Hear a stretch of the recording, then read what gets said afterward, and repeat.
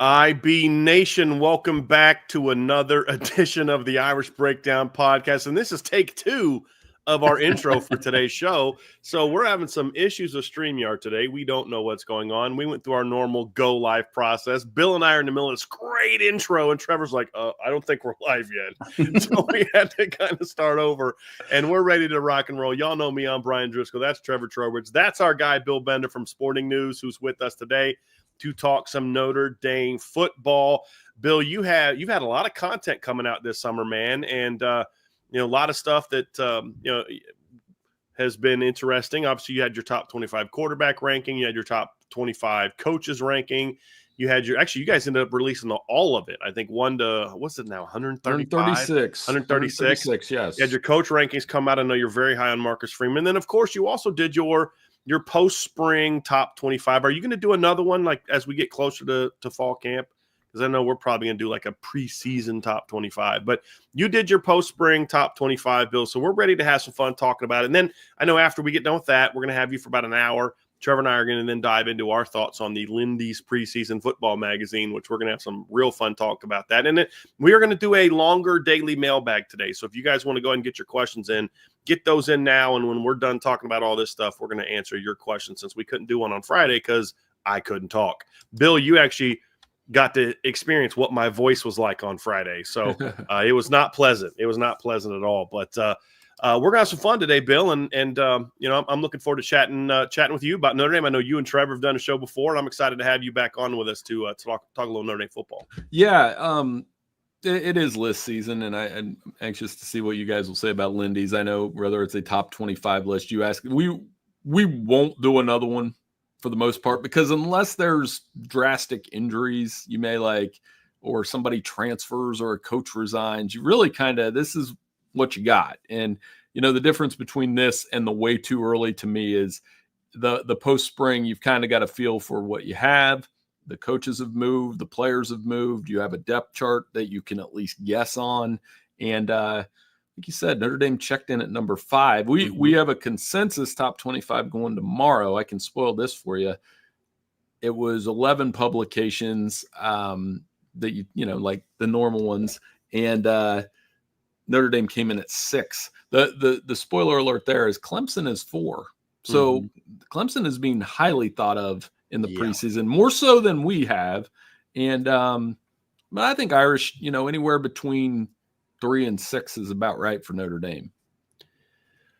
So, Bill, my question for you is, first of all, when you look at that post-spring top 25, if you just kind of give us what went into the rankings process, like what are you looking at? Is it a pure preseason prediction of where you think teams should be ranked day 1?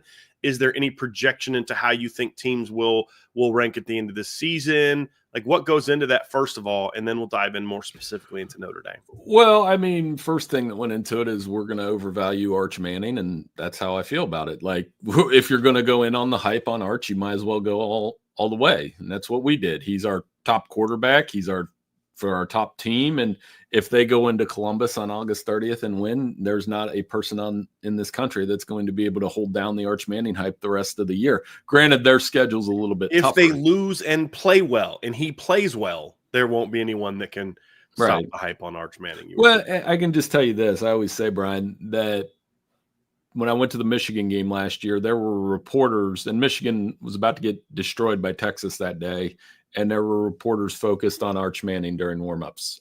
I don't think he played till the end of the game when Texas called off the Dogs. So, yeah, the hype's real there. Ohio State and Penn State seem to be a pretty consensus 2-3 across a lot of – we have Penn – I'm always skeptical about Penn State for obvious reasons. When you're dealing with a program that's 29-0 against unranked teams the last 3 years and 5-8 against everybody else, that tells you what you need to know about Penn State. And then you get into the Notre Dame, Georgia. I think you texted me after ours came out, something about a steak dinner in Georgia. Steak dinner.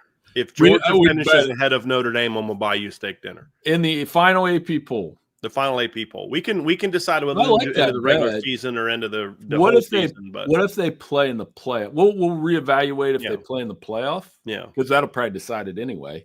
Or that might even be a second steak dinner. So we can go see.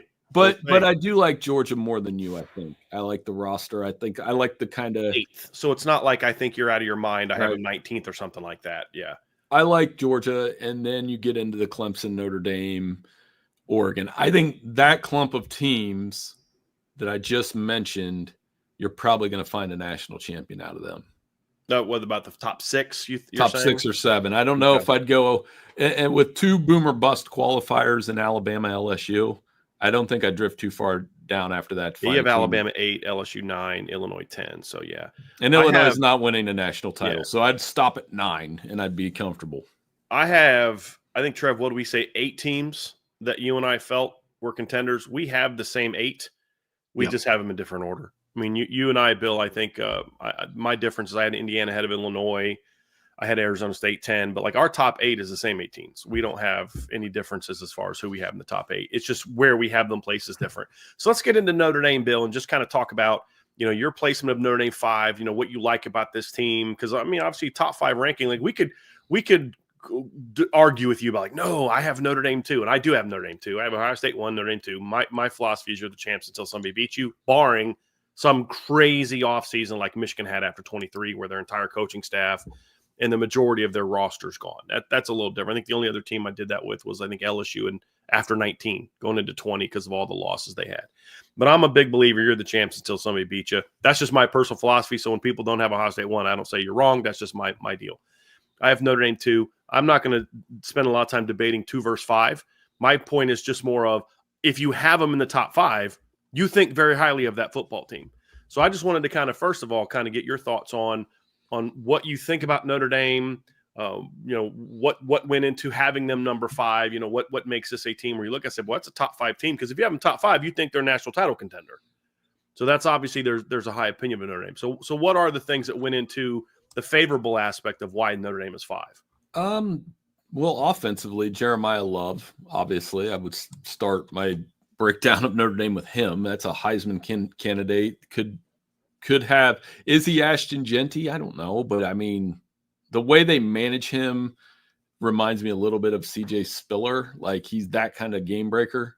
And they don't have to give him the ball 30 times a game, which I actually like for his NFL career. And CJ Spiller was that kind of player at the college level. I bet if you went back and compared their numbers, and I didn't do it, so I'm not cheating, they're probably pretty close.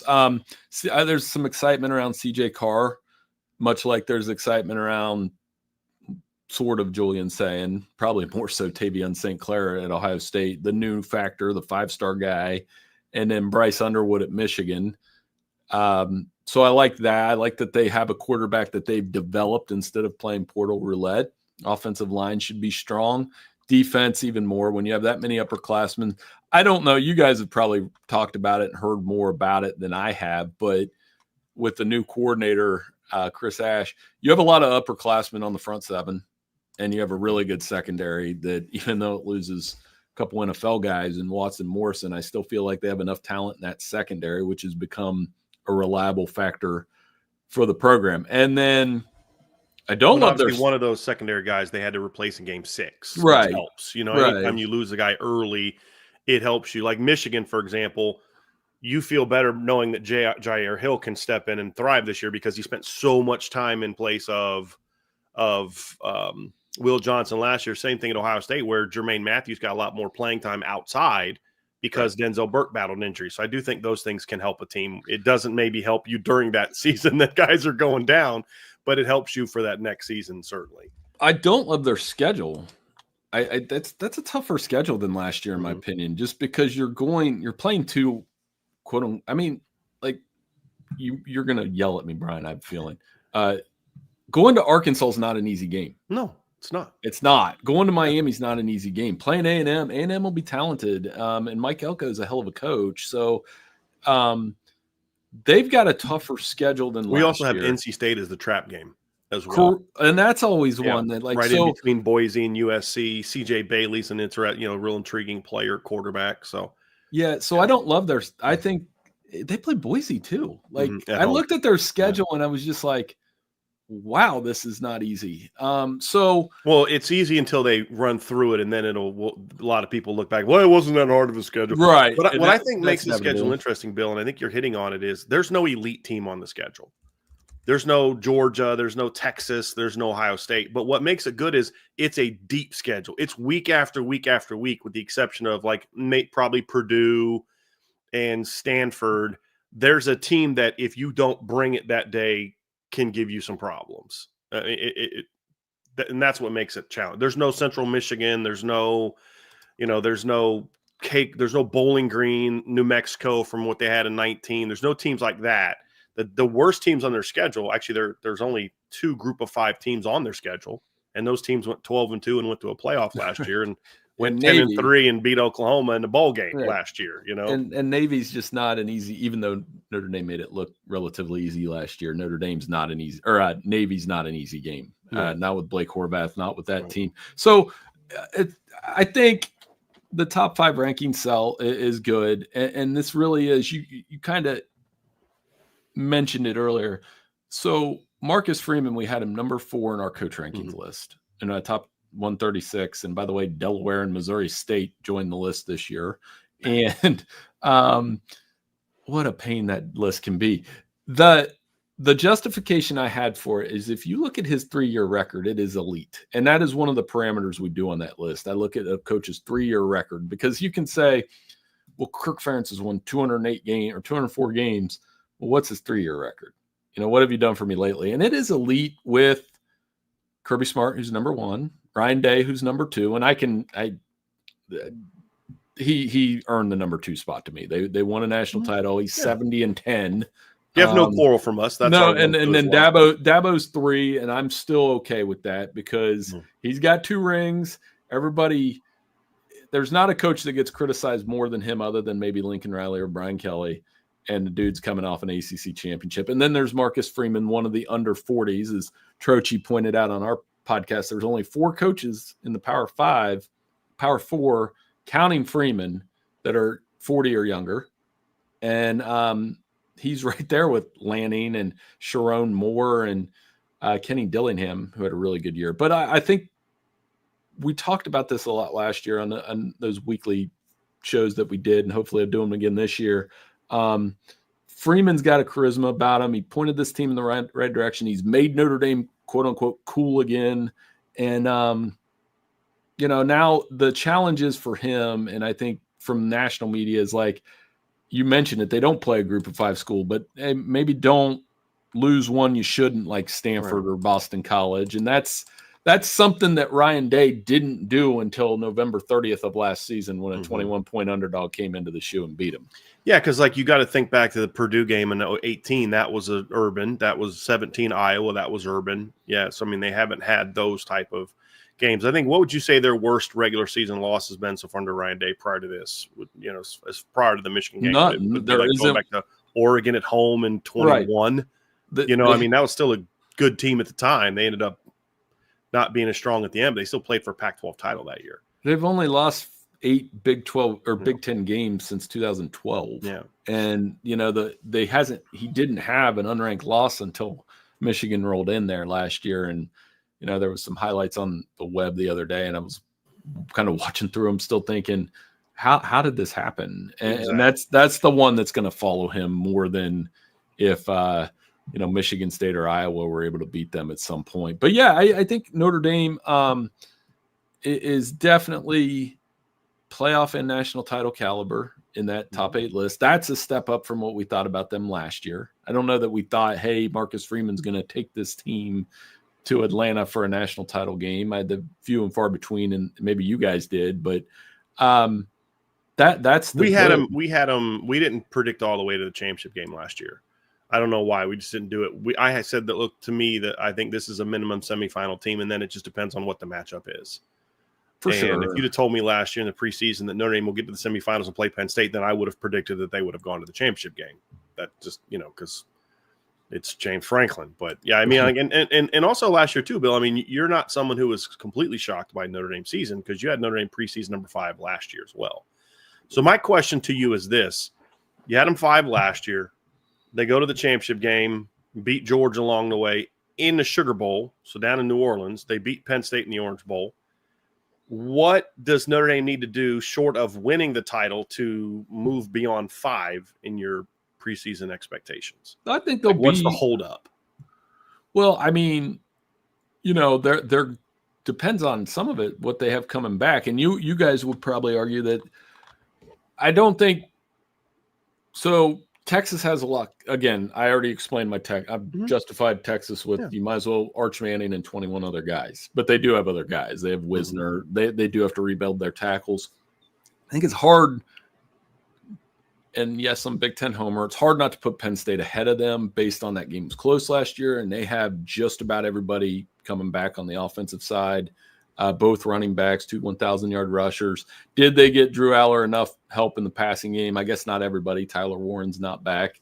Abdul Carter's not back. Big. Those are a couple pretty big pieces they are. So to lose from your team. See how I'm trying to spin this, but they do have, of the top 5 teams that we have in the top 7, Klubnik and Aller, it's a big year for both of them. Because I think that's why Clemson is high, because they have 5 guys on Sporting News top 50 big board. They have 5 guys on that list. They're going to be pretty good, I think. I have Clemson 5th or 6th. Trevor, you have them 5th, right? You and where did you have Penn State? Where did you guys have Penn State 3rd. What about Trevor? Where do you have I put Penn State number 1. I have Notre Dame number 2. So that's not I wouldn't argue with that. So Trevor also said that he can't put Notre Dame 1 because he didn't want to come across as a complete homer. So fair.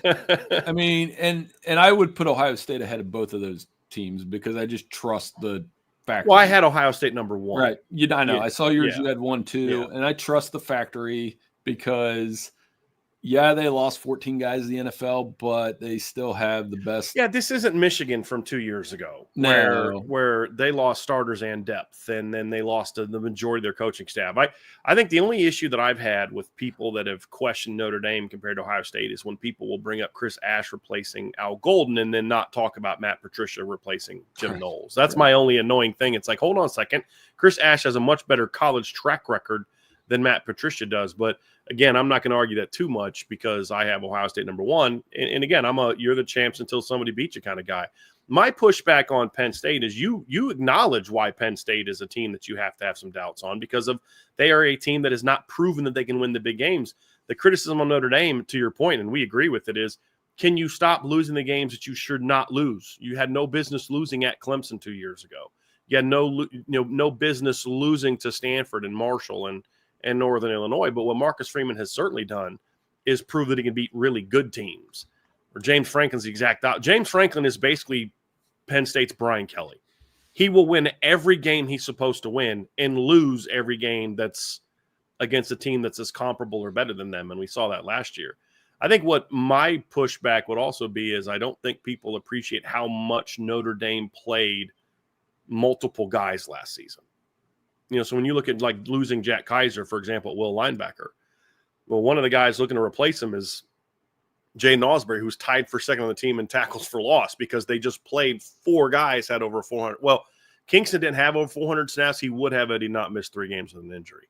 And same thing like D tackle and defensive end and positions like that. So that's kind of my only pushback on that is there's a reason Notre Dame only had 6 guys drafted because they didn't lose a whole lot. And what is interesting is what the success this year will partly be due to which team's portal receivers have the biggest impact. This is going to be interesting because they're both relying on the portal to heavily rebuild their receiving core. The difference for Notre Dame is they still bring back Jaden Greathouse and Jordan Faison on top of the Malachi Fields and Will Pauling. So that's going to be an interesting part for both teams is if they hit well in the portal at receiver, then you're gonna do well. I'm okay putting Penn State in the top 5 though. It's a minor quibble. I have them 3, I have them 2. It's not like you put LSU in front of them. Then we might have had an issue. I had Clemson 6. You have them, I think, 1 spot behind Notre Dame. So like those are, like I said, those are all things that we're not that far off on. And I said in our show, Bill, just about the Georgia thing is I have no problem with people ranking Georgia ahead of Notre Dame. Notre Dame was a better team than Georgia in 2024. That's not debatable in my opinion. They played each other. Notre Dame won, and Notre Dame led the majority of the game. And when you look at the entirety of their program in the last 3-4 years, I mean, Georgia's down year was an 11-3 season where they won the SEC. Like, that's their down year. I have no problem with that. So my only issue that I've seen from people, and it's not an issue for you, is when people are putting LSU and Clemson ahead of Notre Dame. That's when I've had an issue. Like, hold on a second, timeout. Like, you're talking about two teams that lost like 4 games last year, and you're talking about just assuming they're going to be better than Notre Dame. That's where my issue is. I did have one question for you, though. Sure. Why do you, when you look at Notre Dame, the one consistent pattern, I think I've only seen one ranking that was not this way. 2. Andy Staples' ranking was different, and there was one other. Almost every other ranking has Notre Dame as the 4th of the 4 playoff teams from last year, just consistently. So what do you think Notre Dame has to do to prove that they are a better program than Penn State? Because everyone continues to rank Penn State ahead of them.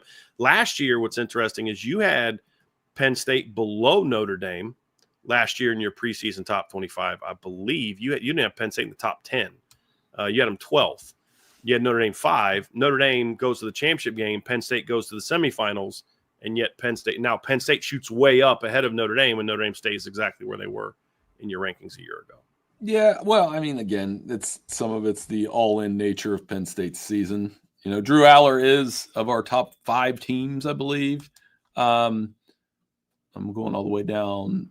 Of our top 10 teams, 4 have their starting quarterback back, and he's a 3-year starter. I mean, he's seen it all. This is a huge year for Drew Aller. He could be the number 1 pick in the NFL draft if he has a good year. He could be a day 3 pick if he has a bad year. I would argue that no other player in college football maybe has more on the line than Drew Aller. They do have a lot of pieces back on the defense. Durant, Denny Sutton, their secondary's good. They're close to, I mean, I would argue, Brian, that you could, there are some like me that are like, how did Penn State lose to Notre Dame?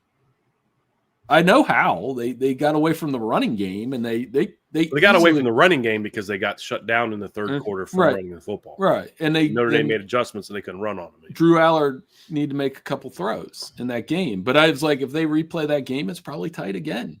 And, you know, so I think those programs are close, and it's a fair criticism of our list to say, why is, you know, Notre Dame behind those 2 teams or these teams? But I think a big reason why is Drew Aller's back, and no other team in the top 5 has a returning starting quarterback. So well, I'm sure Christian Gray's really excited about that. That's for sure. I'm totally kidding. It should be noted, too, that Notre Dame's top 2 draft picks in the NFL draft did not play against Penn State.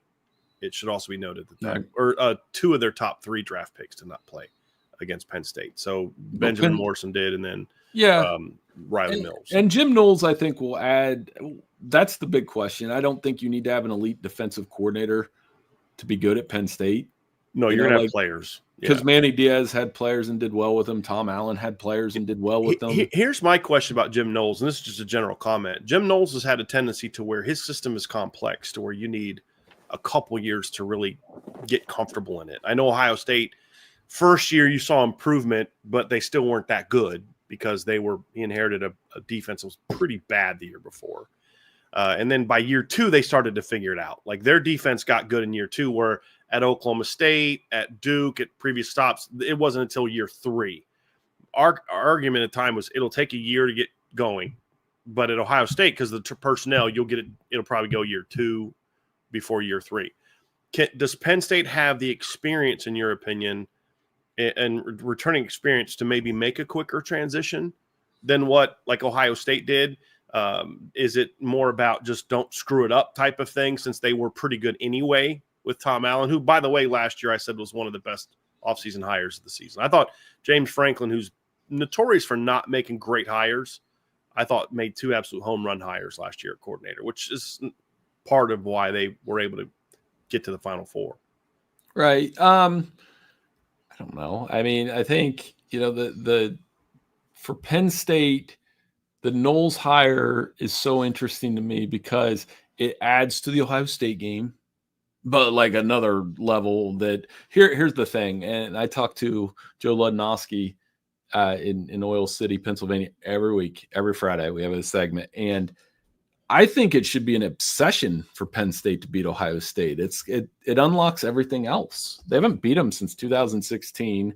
I could argue that they shouldn't have won that game, but Urban Meyer elected to kick a field goal, and Grant Haley blocked it, or somebody else blocked it. Grant Haley picked it up, and they win the game. And they've had these close shaves. Now and I talked to Bobby Carpenter about this, that Penn State could have beat Ohio State a couple times in the last 10 years, and it would have tilted the entire season. They might have won a national title with Saquon Barkley and Trace McSorley.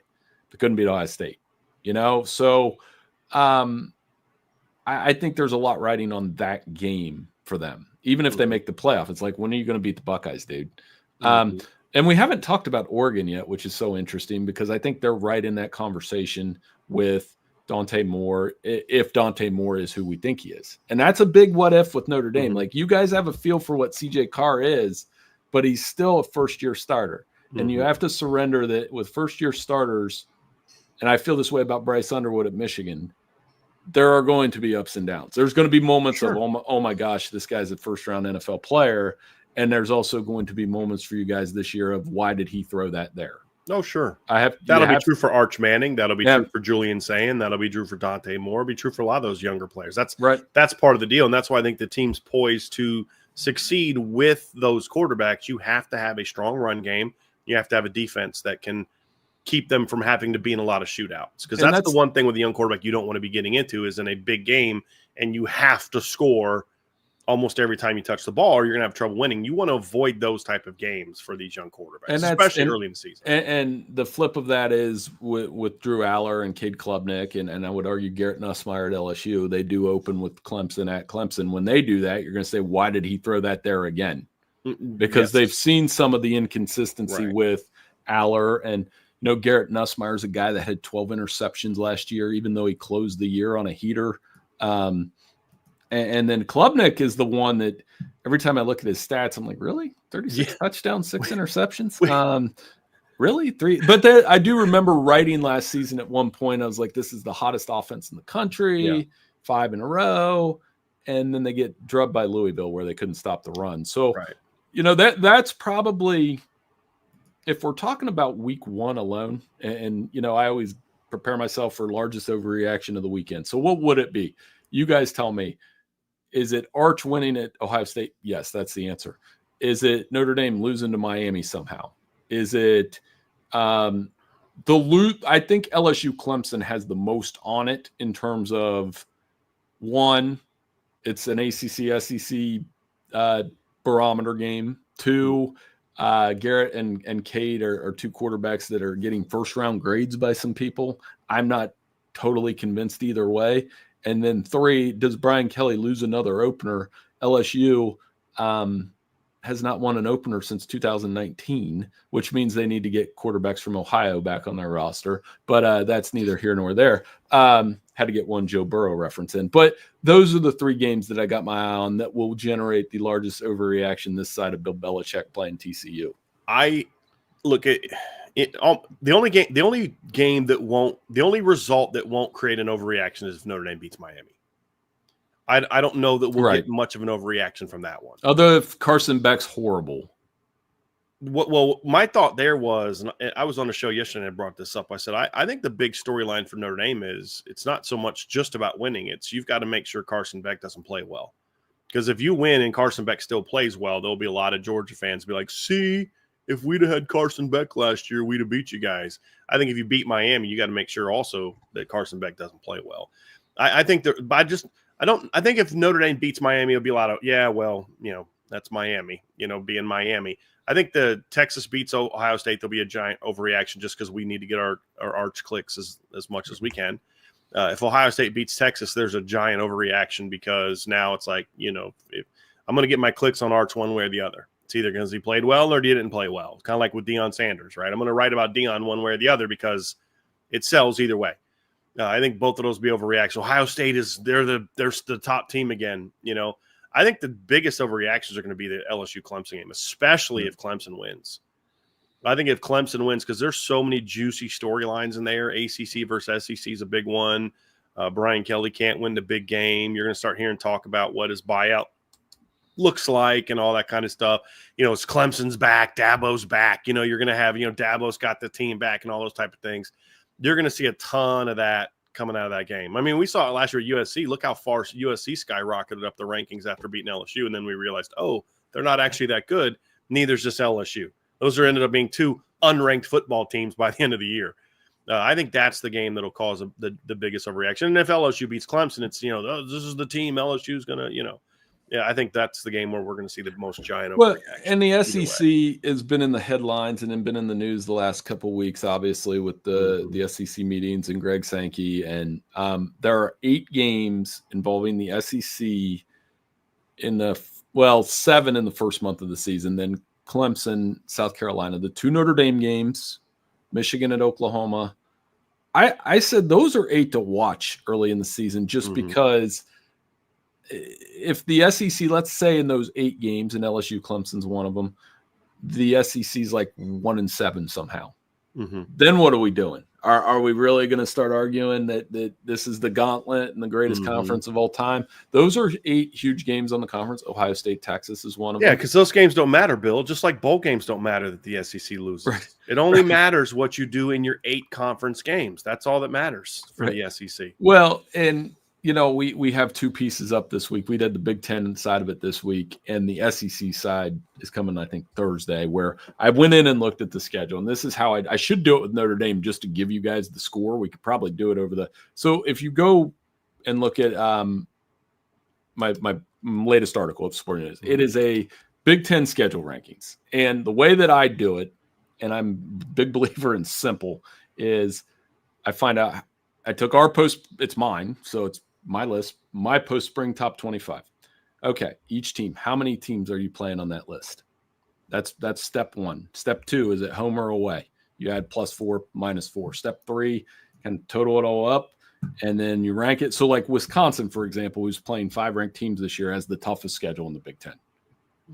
You factor in some of the 2 time zone travel stuff. Illinois, where do you guys have Illinois? I forget.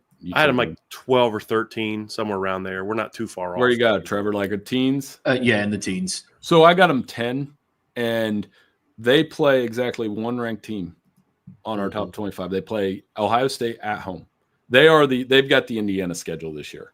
The one where you're like, and now there are a couple bumps. They've still got to go beat USC. They got to go beat Nebraska. Got to play Indiana, right? Don't they? They play Indiana early in the season for the right to be this year's Indiana. Right. And they've got a lot coming back. They've got a returning starting quarterback, 3-year starter. So, long story short, Illinois easiest schedule. We rank it 1 to 18, and I scored it. And now in the SEC, because all these teams are ranked, the numbers are higher. Florida, I don't know who makes Florida's schedule. I'm just going to be honest. Yeah, somebody who does not like Billy Napier. They don't like Billy Napier. They don't like playing unranked opponents. They don't like November at all because their schedule is absolutely brutal. They're playing 7 ranked teams, playing Miami on top of that. Their SEC grinder is ridiculous. And then you get a feel of, okay, is this SEC team actually playing a bunch of tough teams in a gauntlet? Missouri, by the way, is not again, and Oklahoma and Texas are. And that's my way of saying, keep an eye on that this year. See how that works out, because if they have another year where they have 3-loss teams get squeezed out of the playoff, they're going to start to reevaluate how they do their schedule. And I still think the solution is add a ninth conference game. I think it's play a better schedule. So the teams that got left out because don't lose to bad teams and play. Like, I think Georgia gets in last year 9-3, as long as none of their games were blowouts. I think if Georgia goes 9-3 last year, I think they're in. Let's say, Bill, hypothetically, they end up losing to Tennessee. And you look at their schedule, like, boy, there's still a lot of really good wins on that schedule. You'll still beat Clemson. You still beat Georgia Tech. There's still plenty of good wins on that schedule. I think that team has a shot to get into 9-3. And you lose to Vanderbilt and Oklahoma convincingly. And you got beat by double digits by Oklahoma, and you never led against Vanderbilt. You lose to a 4-8 Kentucky team at home. You lose all right to complain about how soft Indiana's schedule is, because Indiana played a lot of Oklahomas and Vanderbilts and Kentuckys and like last year and smashed them all. So I think that's the big thing is but you can't fix it. You can't it's impossible in a 16 to 18 team league to have it any different, because it's impossible to make sure, unless you're going to do some sort of relegation thing where it's like 9-9 and you really play mostly from the top league of what you perceive to be somehow. But when you have that many teams, it's hard to guarantee who's going to be good. Like, like last year, you look at Notre Dame's schedule. We're saying this year's schedule is much harder than last year's schedule, but there's no one on this year's schedule that we thought was going to be as good as what Florida State we thought they were going to be last year. I mean, you had them preseason number 7. I think I had them 10th. I mean, we both thought they were going to be pretty good, and then they end up being pretty terrible.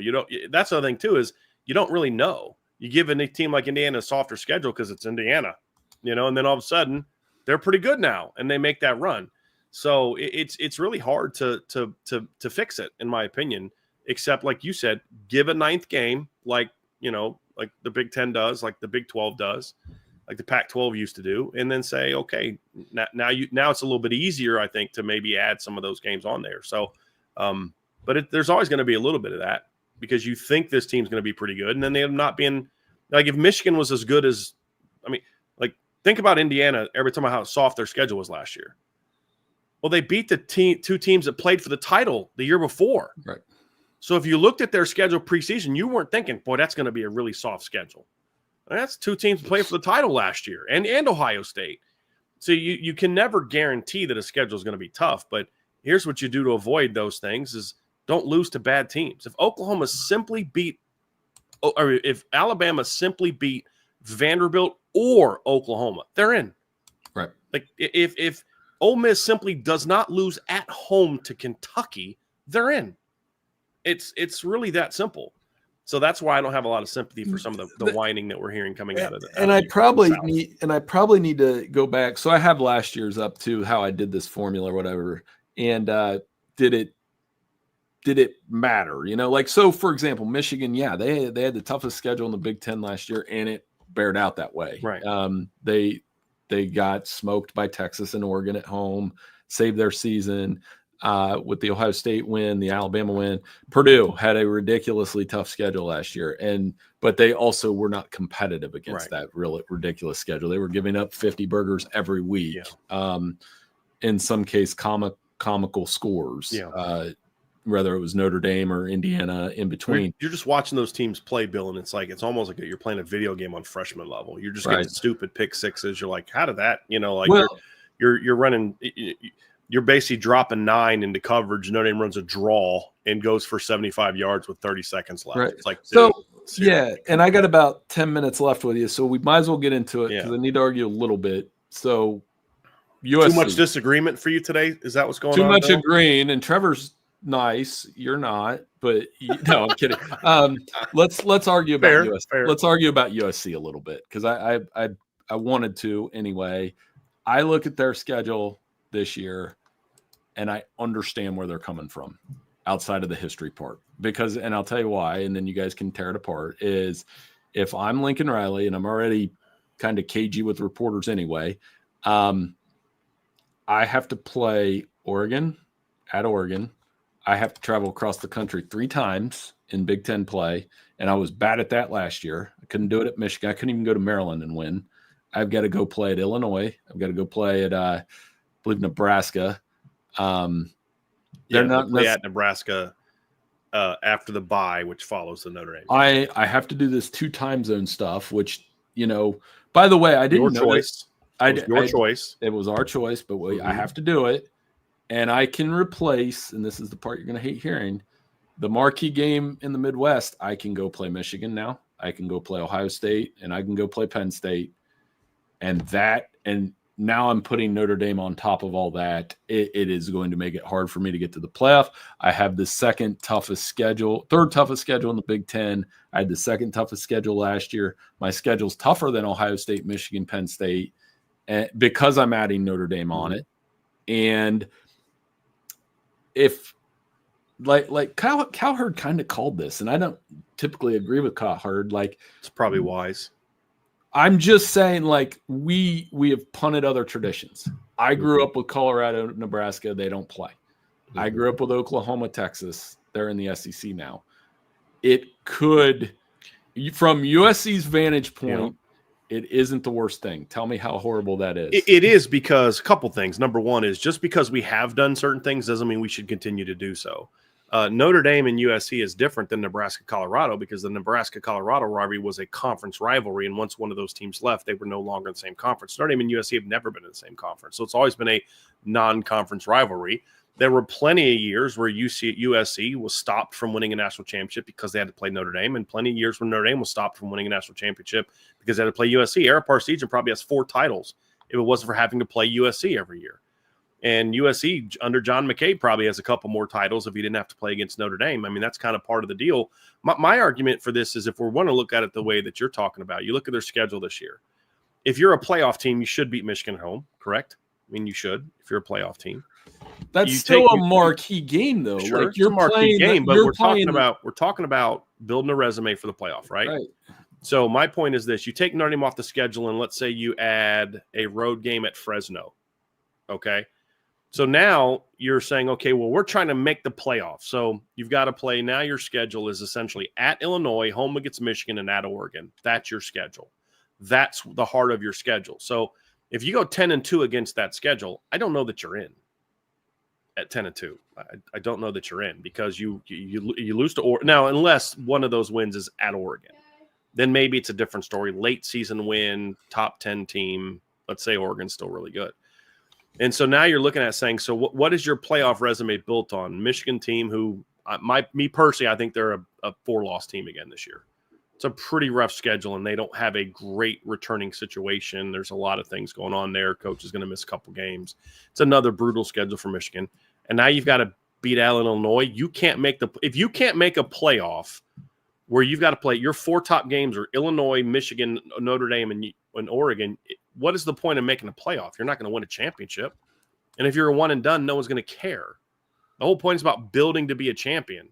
And one of the best USC teams I've ever seen in the last since Pete left was a 3-loss team that would have made the playoffs in a 12-team playoff in 2016 that I think could have beat anybody by the time we got to the postseason, because they had to go through a September gauntlet that included Alabama.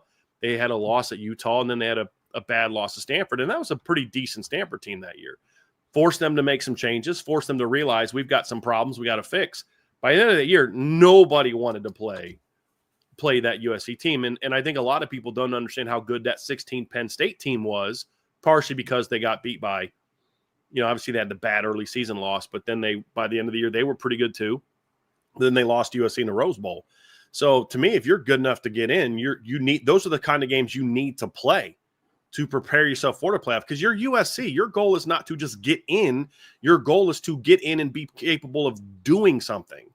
Right. And you need to be challenged along the way. Now, I think there's some things they could do to, me personally, move the Notre Dame game to the end of the year every year. You can't be afraid of going out and playing in the Midwest in November anymore. I mean, so far the Big Ten's been pretty kind to you in that regard, but they can't do that forever.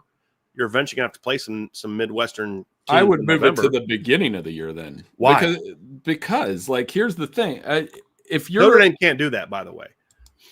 Why not? Look, their schedule's literally booked almost all of September for the next 10 years. We can fix that. We can call. Sure, you can call Bama and call Texas in 2029 and tell them you're not going to make some calls if we're going to do that. But no. So here's my point, though, about the marquee. So Notre Dame should have to play Texas, Alabama, and USC in September because USC doesn't want to play them later in the year. We have another option for you. It's come play in the Big Ten. Why? Well, hey, Notre Dame tried to do that 4 times, and the Big Ten said no. Those guys are dead that did that. And here's the guys in the 20s. The Big Ten saying, don't bring up something that happened in 1910. You should bring it up. And here's why you should bring it up. I hope they're dead. Because the reality is this. Notre Dame became what they are now. Why? Because the Big Ten said no. That was no, it doesn't matter. So Notre Dame is forced out of is prevented from joining the Big Ten. So what do? They become the preeminent national program. They become the only team that could survive on its own when everybody else was forced to join a league. So if it's down to, hey, we got to play you or join the Big Ten, screw you. Go be a mediocre Big Ten team, and we'll replace you with somebody that's better than USC. Well, USC is in the Big Ten now, and they were in the Pac-12 before. And at a certain point, the Michigan game is going to take on more meaning than the Notre Dame game. They need that to win the conference. They need that to be up the conference. So winning the conference doesn't matter as much as it used to because we're going to 12 to 16 teams. And I understand that because you're playing in an 18 team, right, whatever we want to call it. But you know, the Ohio State game is going to have a lot of value in the Midwest for them. And getting because Ohio State, what do they do? So should USC only play one game a year that matters? No, I'm not saying. Well, one game, so here was the thing I didn't say earlier that I wanted to point out. I didn't know this till the other day, by the way. Every other Big Ten team that isn't on the West Coast, so all those, I didn't know if this is mandated or not. They only have to go out there once. Think about that. So you mean like if you're at the other 14 teams in the Big Ten have 1-2 time zone trip to the West Coast, just one this year. I assumed like, you know, like, is there a year where Rutgers has to go to USC and it has to go to Washington? So they don't. So the Big Ten has gone out of their way to say you only have to make that West Coast trip one time. So once USC's making 3 and 4, and I get it, they signed up for that was your choice. That was their choice, but it can also be their choice to be like, they can do that, but it's dumb for them to do that. See, I'm more of like, and again, you're a Big Ten guy, so you think the Big Ten matters. Like you think the nation's going to care about Michigan and USC, and they only will in one instance if they are both good. They did last year when they played in the Big House. It was an amazing football game. Sure, and they two bad football teams. Well, they cared when Penn State went out to the Coliseum and played in an overtime game over a bad football team. Who cared about that? Amazing game. Who cared about that? I think Tyler Warren did. He had like 30 catches. No, who cared about that? We're not talking about individual. I bet the ratings were pretty good of the program. I'm going to go look up the ratings. So a couple things I'm going to do when I get off here in a few minutes is one, look at I bet you the ratings to Penn State USC were comparable to Notre Dame USC. Okay. Could be really wrong there. Could be very wrong on that one, but I'm going to go for it anyway. You know, and I think that's one of my point though. And then my other point, and I got to go in 5 minutes. Unfortunately, I wish I could talk for another hour. Notre Dame, and I'll ask you guys that. The other point I made, Notre Dame's, I get that USC's been the constant for Notre Dame, but their biggest rival has evolved in my lifetime. In the 80s, it was Miami.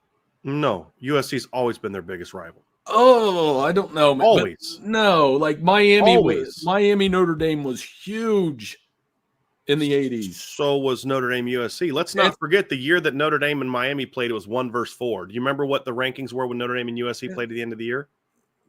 1-2. But Michigan was a bigger game than USC in my lifetime. For you, because you are a Michigan fan in Ohio. It has that, like, Michigan State was as hot. Like Michigan, Ohio State. When? Ohio State could be as big as USC. Hold on. When was Michigan State a bigger rival for Notre Dame in your They've lifetime? had some really hot games. They've not played bigger good than games, USC. I'm but just saying playing a good game doesn't rivalry. make it a better rivalry. Right. So, like, those things. I'm sorry. I meant to say Big Ten fan in Ohio. I'm giving you a hard time. Is what I meant to say. So. But you're you grew up watching Big Ten football, so of course Notre Dame playing Michigan is going to be bigger to someone living in Big Ten country in Ohio. Right. It's not a bigger national rivalry. It's not bigger to Notre Dame. Yeah, I don't know. I think it's one of those. I think that their biggest rival has it's fair if you want to say USC is their biggest rival. I feel like their rival has evolved over the years. And yes, I grew up in the middle of that family that like Michigan, family that like Ohio State. I meant to say Big Ten fan, not a Michigan fan. So, it is one. I am a Big Ten homer. Right. That's what I meant to say. But I think there was potential for Ohio State to be a just as big rival with Notre Dame had they played for 10 straight years. I think you're sure, but they didn't. Right. I mean, like the argument is, and I know you got to run here, but the argument is whether or not they were bigger rivalries. And just because they played in bigger games, like in 1988, when Notre Dame played Miami, won the title, the Michigan game was a huge game, but Michigan wasn't ranked as high as USC was, and they weren't ranked as high as Miami was when they played. Now, Miami and Michigan and USC ended up playing each other in the Rose Bowl that year. I think Michigan won that game in 1988, I believe. Correct? Did Michigan win the Rose Bowl that year?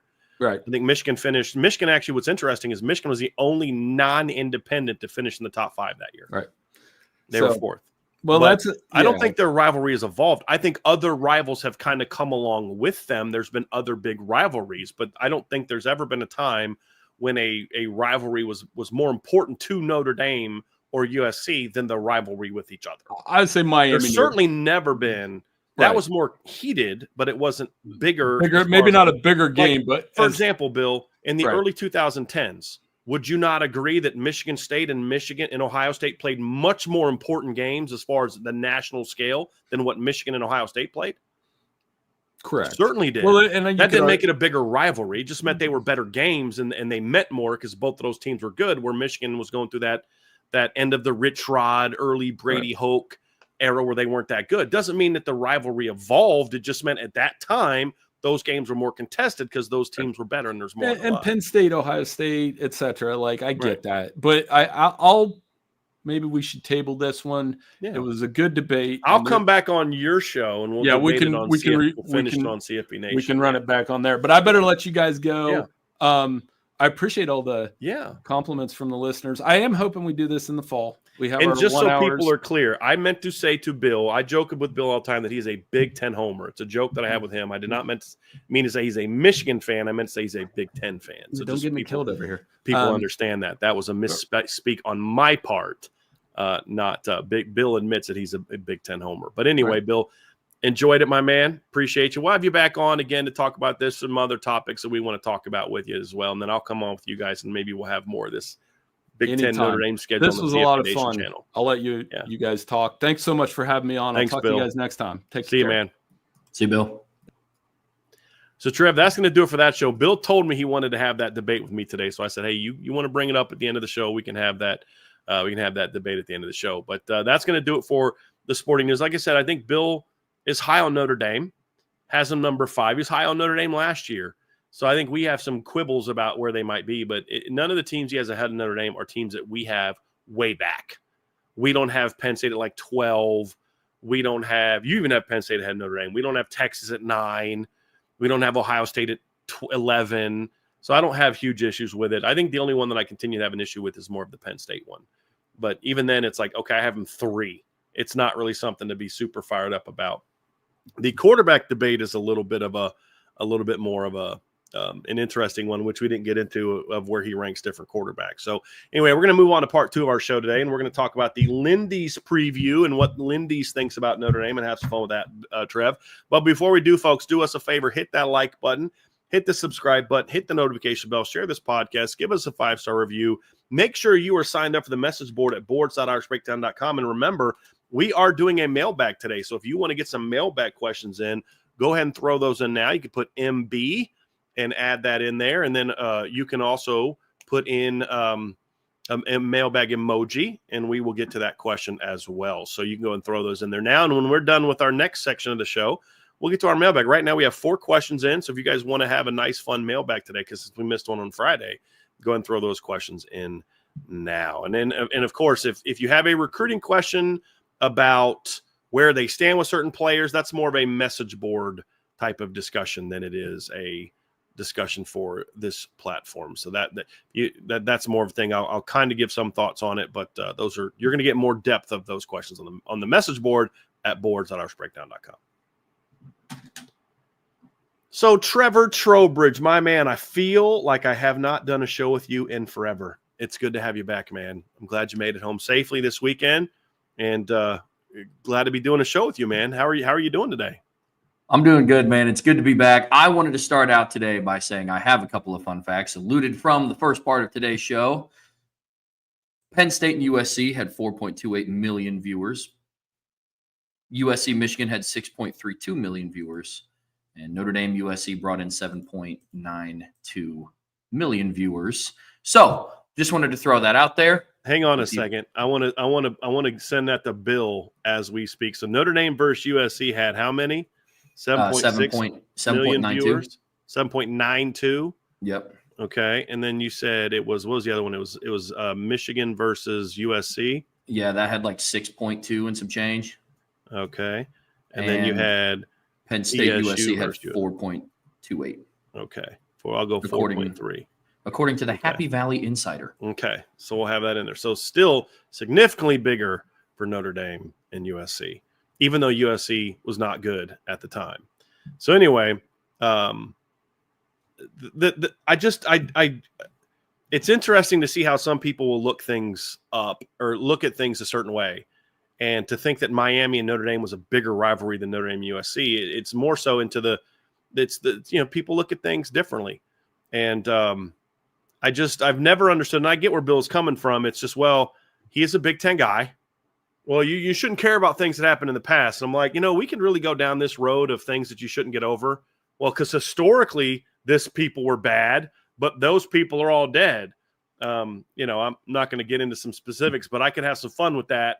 Well, yeah, they were bad in the 20s, but, they're not bad now. Yeah, they are. But, so you screw us over. So we end up becoming this big time program that's a national brand because you did this. We put all this work into creating independence, and now you want us to join your league now that we're this giant brand. Hard pass. Yeah, of course, Big Ten people want that to be the case, but it's irrational. And if USC is going to make, we're not going to play if you don't join our league, then it's like peace out, because there are teams that would die to have Notre Dame on their schedule. They would love to have Notre Dame on their schedule, and they're not going to cry about, this is the whole argument. If you take Notre Dame off their schedule, they're after Oregon, their next two toughest games are Michigan and Illinois. Even if Michigan is a traditionally good program, so your next toughest game is Illinois, Michigan State at home, Nebraska, Iowa. Like, really? That's what USC fans signed up for, is you can get to play Oregon, Michigan, and then a bunch of Big Ten teams that you don't care about, you have no history with. That is not good for USC, and that's why a lot of USC donors and a lot of USC alums are saying, no, this is not good. This is not good for us. This is not something that we should abandon. Because if you can't go 10-2 against that schedule, you don't belong in the playoffs, Trevor. Well, it's also funny too. I do love when USC fans or people trying to justify their decision to not play Notre Dame include Oregon in that. It's like, hey, if you guys are still in the Pac-12, you would have had to play Oregon regardless. It doesn't matter that it's in the Big Ten. Right. But I think some of it is just the lens of us Notre Dame fans coming in. It's like, you're not going to get sympathy from Notre Dame fans about national travel. You're just not. You chose that. Right. You're talking about a team this year that has to go play down in South Beach. They have to travel up to Boston College. They have to travel out to Pitt, and then they travel back out west. Right. To play Stanford. And so we have to go over multiple time zones. Welcome to being a Notre Dame person for your entire life. Exactly. It's ridiculous. And the whole, things have already started to go away with people in the Big Ten. It's like, fine, let's get rid of the game. Ohio State would have played in the Big Ten title game, probably would have beat Oregon, received a bye. Yeah, why should they play Michigan at home and risk losing to it's the arguments go on, but neither here nor there, because I'm ready to talk about Lindy's sports. Yes. So, Trevor, Lindy Sports came out with their preseason magazine. My dude Tim Priester wrote the Notre Dame breakdown of that, and so I always enjoy reading that because Tim has been doing stuff like this a long time. As you all know, I grew up reading Tim and Lou Emoji when I was a kid. So one of the joys of doing this was when I first got to meet Tim and Lou in person, which was pretty awesome. But the rest of the Lindy's magazine, Trevor, was very interesting, I thought, outside of Tim's great write-up of Notre Dame. Very interesting stuff in there, Trevor. And so we're going to get into that and talk about some of the different aspects of what Lindy's, kind of like what we did with the Athlon Sports preview. Also had a great, well-written Notre Dame breakdown also. I don't know who wrote that, but I think it was pretty awesome. I'm just saying. Me. So best thing I've ever read. Exactly. Well done, man. Well done. Somebody's looking for a bonus check this month. But Trev, let's get into the Lindy's breakdown. To begin, seems kind of normal. Lindy's had Notre Dame number 6, just like Athlon did, just like a lot of people are. Yeah, similar to what we were talking about in the first segment. Sounds like Lindy's just kind of hopped on the train of Notre Dame's at 6 and everybody else's poll somewhere in that 4 to 6 range. Might as well put them at 6. Going through and reading some of the breakdown about their rationale for putting them at 6 sounded a lot like that. So-and-so had them ranked at 6, and they have Jeremiah Love. Let's slot him in at 6. Makes a lot of sense. Some of the decisions that they have after that, I don't really see eye to eye with in the slightest. But yes, they did put them at number 6 in their top 10. What's interesting is they have Notre Dame 6 in their top 10, but they have Notre Dame ahead of Oregon, Georgia, and Alabama. because their top 5 is Texas number 1, Penn State number 2, Ohio State 3, Clemson 4, LSU 5, Notre Dame 6. Here's my thing. I have no issue with Notre Dame, Texas being ahead of Notre Dame. I don't have them there, but I think Texas is very good. I get it. They've been a Final Four team each of the last 2 years. Totally fine with it. Don't agree with it, but fine with it. I have no issue with Ohio State being ahead of them because I have Ohio State ahead of them. And to Bill's point that we talked about in the last segment, this is not Michigan 2 years ago where they lost a bunch of dudes and then they don't have great recruiting classes to replace them. Michigan hadn't really recruited that well in the years leading up to their 2024 season. So once they lost all those guys, they were not as good a position. Not that they were terrible, but they were not the talented team that they were. And there's been certain positions like wide receiver, especially where they had not recruited very well in recent seasons. And so you look at it and say, okay, I'm fine with that. Clemson 4, I don't even have a huge issue with that one because, again, we're critiquing a coach who's coming off of a playoff year, has a ton coming back, who's won 2 titles in the last decade. I mean, and has played for the title, 2 other times in the last decade. So I'm not even counting 2015 anymore. Don't even count that because that's no longer in the 10-year window that we're talking about. Because, I mean, they're in the 10-year window of the previous 10 years, but if we're including 2025, it's not in that window. If you just look at the previous 10 years, then that is in that window. Then Clemson has won 2 national titles, has played for the national championship 2 other times, correct? So there'd be 19 and 15.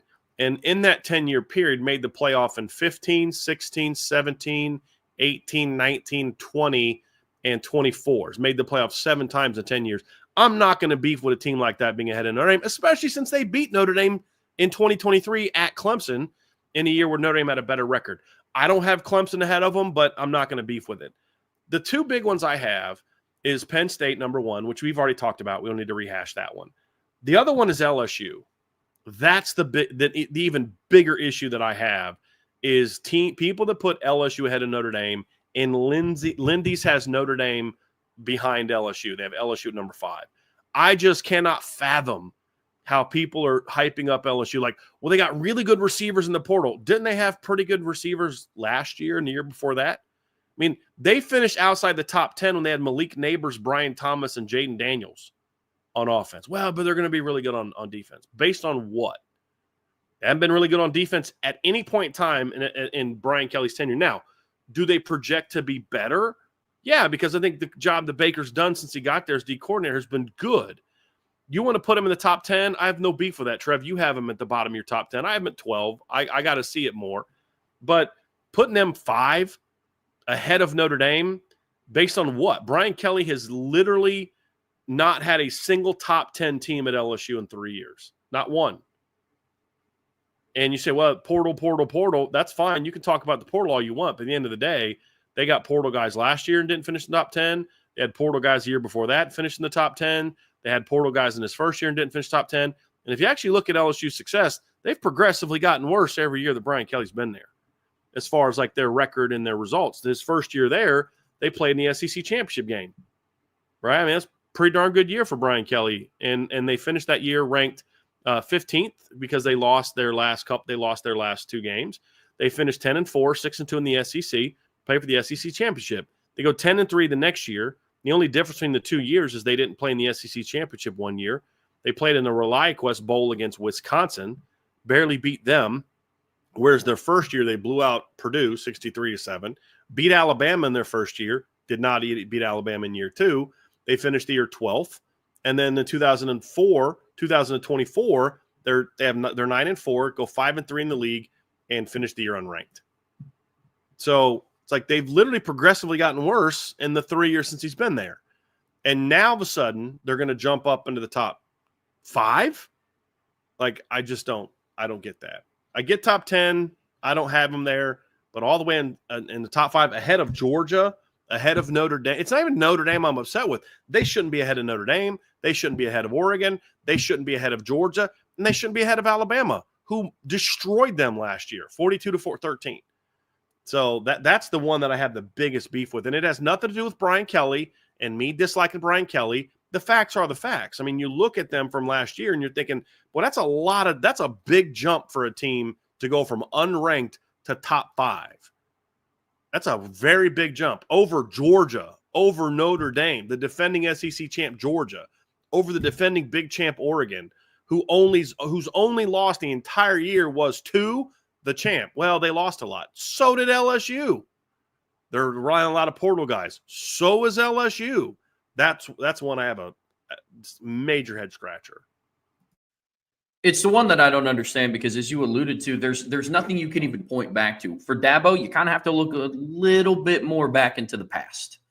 You know, making the playoffs 7 out of 10 years, making it this past season, you're the ACC champ. But, like, I mean, really, you know, outside of beating SMU in a game where if there was probably 5 minutes, like 5 additional minutes left in that game, don't know if SMU loses that game. But fact of the matter is Clemson won. They go, they play Texas. They have a comeback, but it's more of like a Notre Dame, Ohio State comeback where the second that, you know, Texas needed to kind of turn it back on, they were able to seal the game. And it wasn't even as close as the Notre Dame Texas Ohio State comeback. But your point is it was never a game you felt like if Clemson can get a stop here, they could go tie this ball game up, which was the case in the Notre Dame Ohio State game. Correct. But the thing I don't understand is there's not an angle that you could come at to put them inside of the top 5. And I know that we've talked a lot about, you know, I mean, we're talking about a 2-3 spot difference. I mean, LSU in my rank is a 3 spot difference between 5th and 8th. But we've talked about before, there's a pretty steep drop off between like the top 5, 6, 7 teams and then the remaining in there. And that's where I have the biggest beef. That, like, you know, from 1 to 4, I don't really have that much beef with it because it's like they're all championship level contending teams. But there's nothing that you can point back to for LSU. It's not the head coach. It's not the proven successful track record. It's not even like LSU won the Big or the SEC in their first year. They just played for it. You know, yes, portal pickup, sure. Got thumped. Yeah. By the way. Yeah, I mean, portal pickup, sure. Their defensive portal pickup that they're really banking on, Patrick Payton, who at Florida State kind of just picked days where he felt like playing and didn't. Is that going to change under Brian Kelly? Right. Who knows? I was like, well, it's LSU, means a little bit more. Florida State was coming off of a 13-1 season. Right. I mean, feel like that would mean a little bit of something, you know. Everybody talks about Garrett Nussmeier being that, you know, he could be a first-round draft pick, and he's one of the best quarterbacks coming back. Dude threw 28 touchdowns and 12 picks last season. It hasn't been great in some of the bigger games they've played in. Agreed. And there's no angle to look back at this, like compared to some of the other teams that are being argued for it being in the – and then you're going to go from not making the playoffs, like not sniffing the playoffs, to being the 5th ranked team heading into the season. I think that's interesting, especially when you consider some of the teams they completely left out of the top 25. Texas A&M isn't even ranked in Lindy's top 25. Not saying that Texas A&M deserves to be 5th, but where are you gauging this saying Texas A&M is not a top 25 team, LSU is a top 5 team? Same regular season record, and Texas A&M won their individual matchup convincingly. Yeah. Agree. And Alabama is behind LSU based on what? If I'm an LSU fan, I don't want to be ranked this high because now it's like almost like if you don't make it to the Final Four, it's your season going to be considered disappointment. I don't want to be ranked like 18th and then let us work our way up. And if we're as good as people think we are, then we overachieved and it was a great year. We get momentum. I don't want to be ranked 5 because of it. What if we're not quite as good as we thought we were going to be? And you finish 11th. Well, it's a disappointing season. You were overrated coming season. Like if LSU finishes 10th this year in the rankings, that's a good season for Brian. That's a really good season for Brian Kelly. That's like, dude, you went 10-2, maybe 9-3 against a hard schedule. You win your bowl game. You jump up to a 10 or 11. Like that's a good season for a team that finished last year unranked. It's a very good season in my opinion. But now it's like you could finish 8th and it's like, well, you weren't as good as you were preseason. So you were overrated, which in theory and technically you were. So that one I had a big issue, a pretty big issue with. And like I don't have an issue with them ranking Georgia 9th. I think that's a spot lower than I have them. It's just having them below some of the teams that they have them below. They had Miami number 10. Trev, we don't need to debate that one. I think that is interesting for Notre Dame. That I'll be shocked if they're not top 20 in the preseason actual polls that matter, just because of the perception that people have of them, which will be good for Notre Dame if they can win that game, be a road win over a ranked opponent. Here we are with Oklahoma 12. That's just one, Trev. There's way too many people overhyping portal teams built almost entirely through the portal with very little evidence of teams being able to rebuild through the portal the way that they are and have a ton of success. There just aren't a lot of teams that have been rebuilt the way that LSU, not LSU as much, but the way that like a team like Oklahoma is being rebuilt. There's very little evidence that teams can go into the portal that heavily in 1 year and replace that much production from a mediocre team and make that kind of jump. Indiana being the one exception, in my opinion, of that. But again, let's look at that Indiana team. A lot of the guys they got were from the school that the coach came from. So they already knew the system. They already knew. I mean, it's a different animal. They had already played together. And, I mean, what other evidence do we have? I mean, Texas got portal guys, but they weren't rebuilt through the portal. Oregon obviously had some portal guys. You got a portal quarterback, but they had a lot of guys that had been there. It's getting Ohio State had portal guys. Georgia had a couple portal guys, but they're still primarily teams built through high school recruiting. And even some of the portal guys that were there, like Florida State, we've talked about this before. Florida State was getting portal guys with multiple years of eligibility. So when they had their great 2023 season, a lot of their quote-unquote portal guys were in year 2 of being at Florida State, or even more so in the case of Jordan Travis, who had been there for 4 years, I believe. Transferred from Louisville, but that was after his freshman years. There's just not a lot of evidence that this is going to happen. Yet a lot of these teams are getting hyped up because of their portal additions. Well, here's the issue, Brian. Overall, is you're thinking about it too below the surface level. Mm-hmm. Trev said sarcastically. Look, I think a lot of these major outlets, the reason why they're putting so much emphasis on the transfer portal is because they look and they say, Caleb Downs and Quinshon Judkins were from the transfer portal. Right. Ohio State just won the national championship. Notre Dame had Riley Leonard from the transfer portal. So the transfer portal must carry the weight as to why these teams do so well. Yeah. Most of my issues with Lindy's top 25 rankings outside of LSU come from literally 10 to kind of the rest of their rankings. I mean, I go through and I look, to your point, Oklahoma being 12th. I don't understand. I really don't. Putting a lot of weight on Mateer at Oklahoma and what he's going to do for that program. You have Michigan inside of the top 20 at 16th. Maybe. I mean, if you're just going off of how they ended the season, you put a lot of weight into they beat the eventual national champions and then they got Bryce Underwood. Okay, but 16th, Texas Tech at 18th. Right. That one's a little bit of a head scratcher to me. Yeah. I mean, BYU is ranked outside of your top 20 at 21. Yeah. But I wouldn't have as big of an issue with BYU being ranked outside of the top 20 if the teams ahead of them weren't Texas Tech and Michigan. Right. That's interesting to me. Then you get even further outside of their top 25. I don't have Georgia Tech ranked in the top 40. Mm-hmm. Georgia Tech's 41st. Yeah. You go and you look, Texas A&M is 34th. Indiana's not ranked. Right. I didn't even think about that. They don't even have Indiana in the top 25. Indiana ranked 31st. 31st. Oh, my goodness. That's ridiculous. Yeah, Indiana's 31st. They have Auburn ahead of Indiana. Unbelievable. Yep. They have Missouri ahead of Indiana. Washington ahead of Indiana. Mm-hmm. That's kind of ridiculous. Yeah. Yeah, they have some interesting choices in here. I mean, as far as like group of fives go, they have Boise State at Navy 26. at 43, Oklahoma at 12. Okay. Mm-hmm. Yeah, I thought that was interesting. So a lot of my beef with this list comes outside of the top 10, out with the exception of LSU. And Miami and LSU are the two teams in the top 10 that are getting a lot of love because of the portal as well. I mean, they're just rebuilding through the portal. And again, I just need to see the evidence of that working. Everyone's going to the portal for players. That's not the debate. We're not saying don't go to the portal. Be like Dabo. We're not saying that because guess what? Dabo's also going through the portal this year. Mm-hmm. It's more so of like, name me the team that last season was built primarily through the portal that was successful.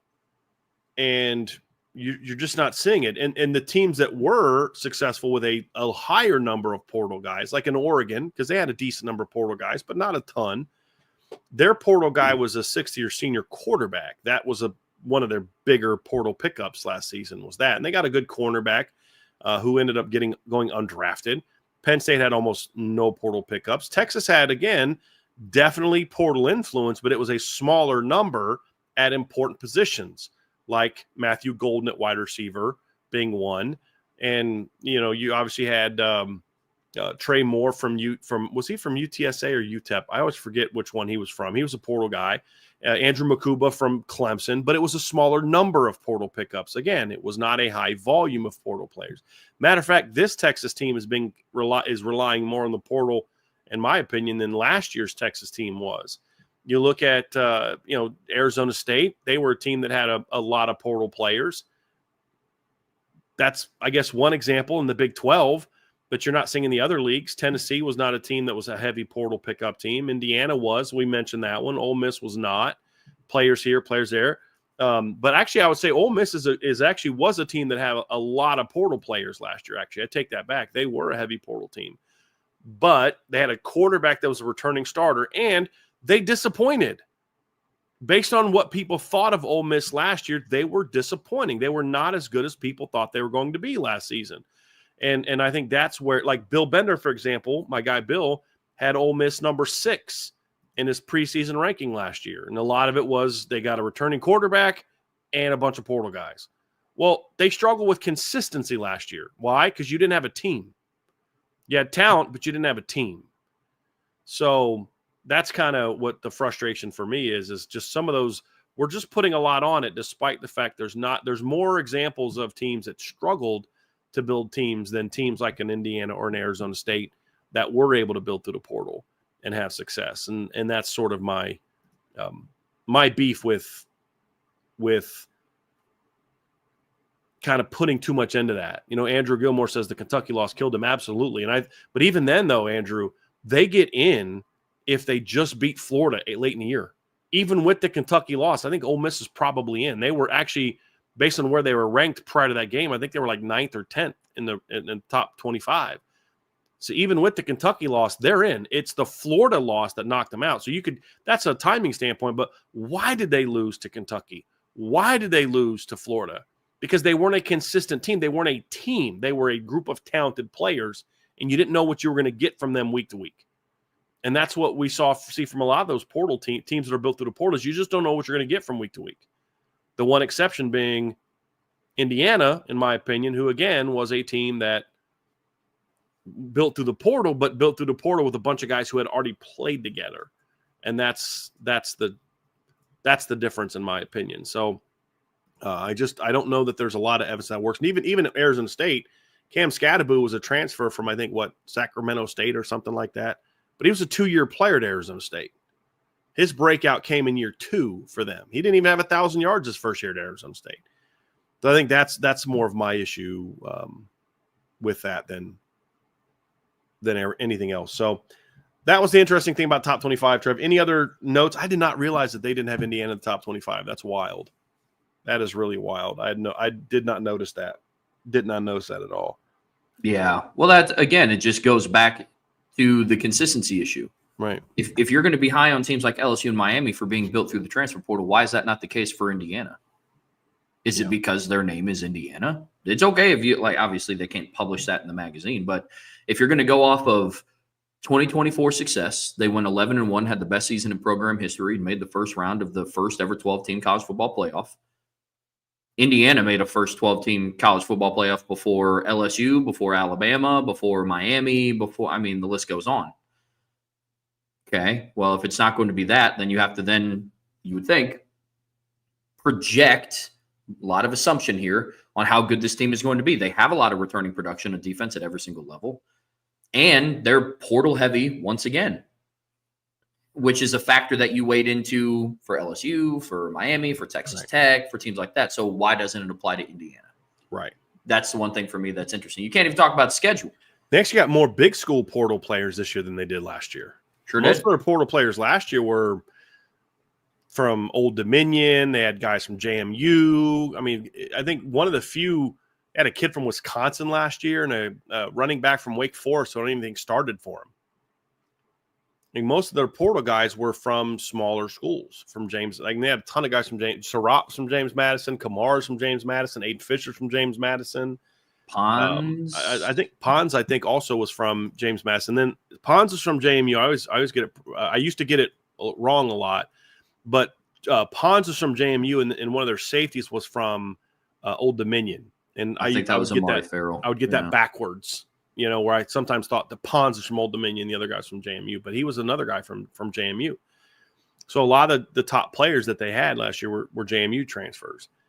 And so those were guys that knew the defense, played together and all that type of stuff. And that's the thing that's different that you look at it. So that's my take on the top 25, Trev. That's some All-American lists from Lindy's. They had Notre Dame had 2 first-team All-Americans, and you have an article about on both of them today, Trev. Jeremiah Love and Leonard Moore, both first-team All-Americans, which we expected. Yeah, not a whole lot to dive in here with these 2 All-American selections. It's pretty par for the course from what we've heard from Notre Dame players, specifically Jeremiah Love and Leonard Moore. They are, and it is consistent. I will give Lindy's this. It's consistent with the position rankings as well as when they start breaking down individual players like best running backs, best corners, et cetera, et cetera. That list is pretty consistent with their All-American team list, which is something which I appreciate the level of consistency there.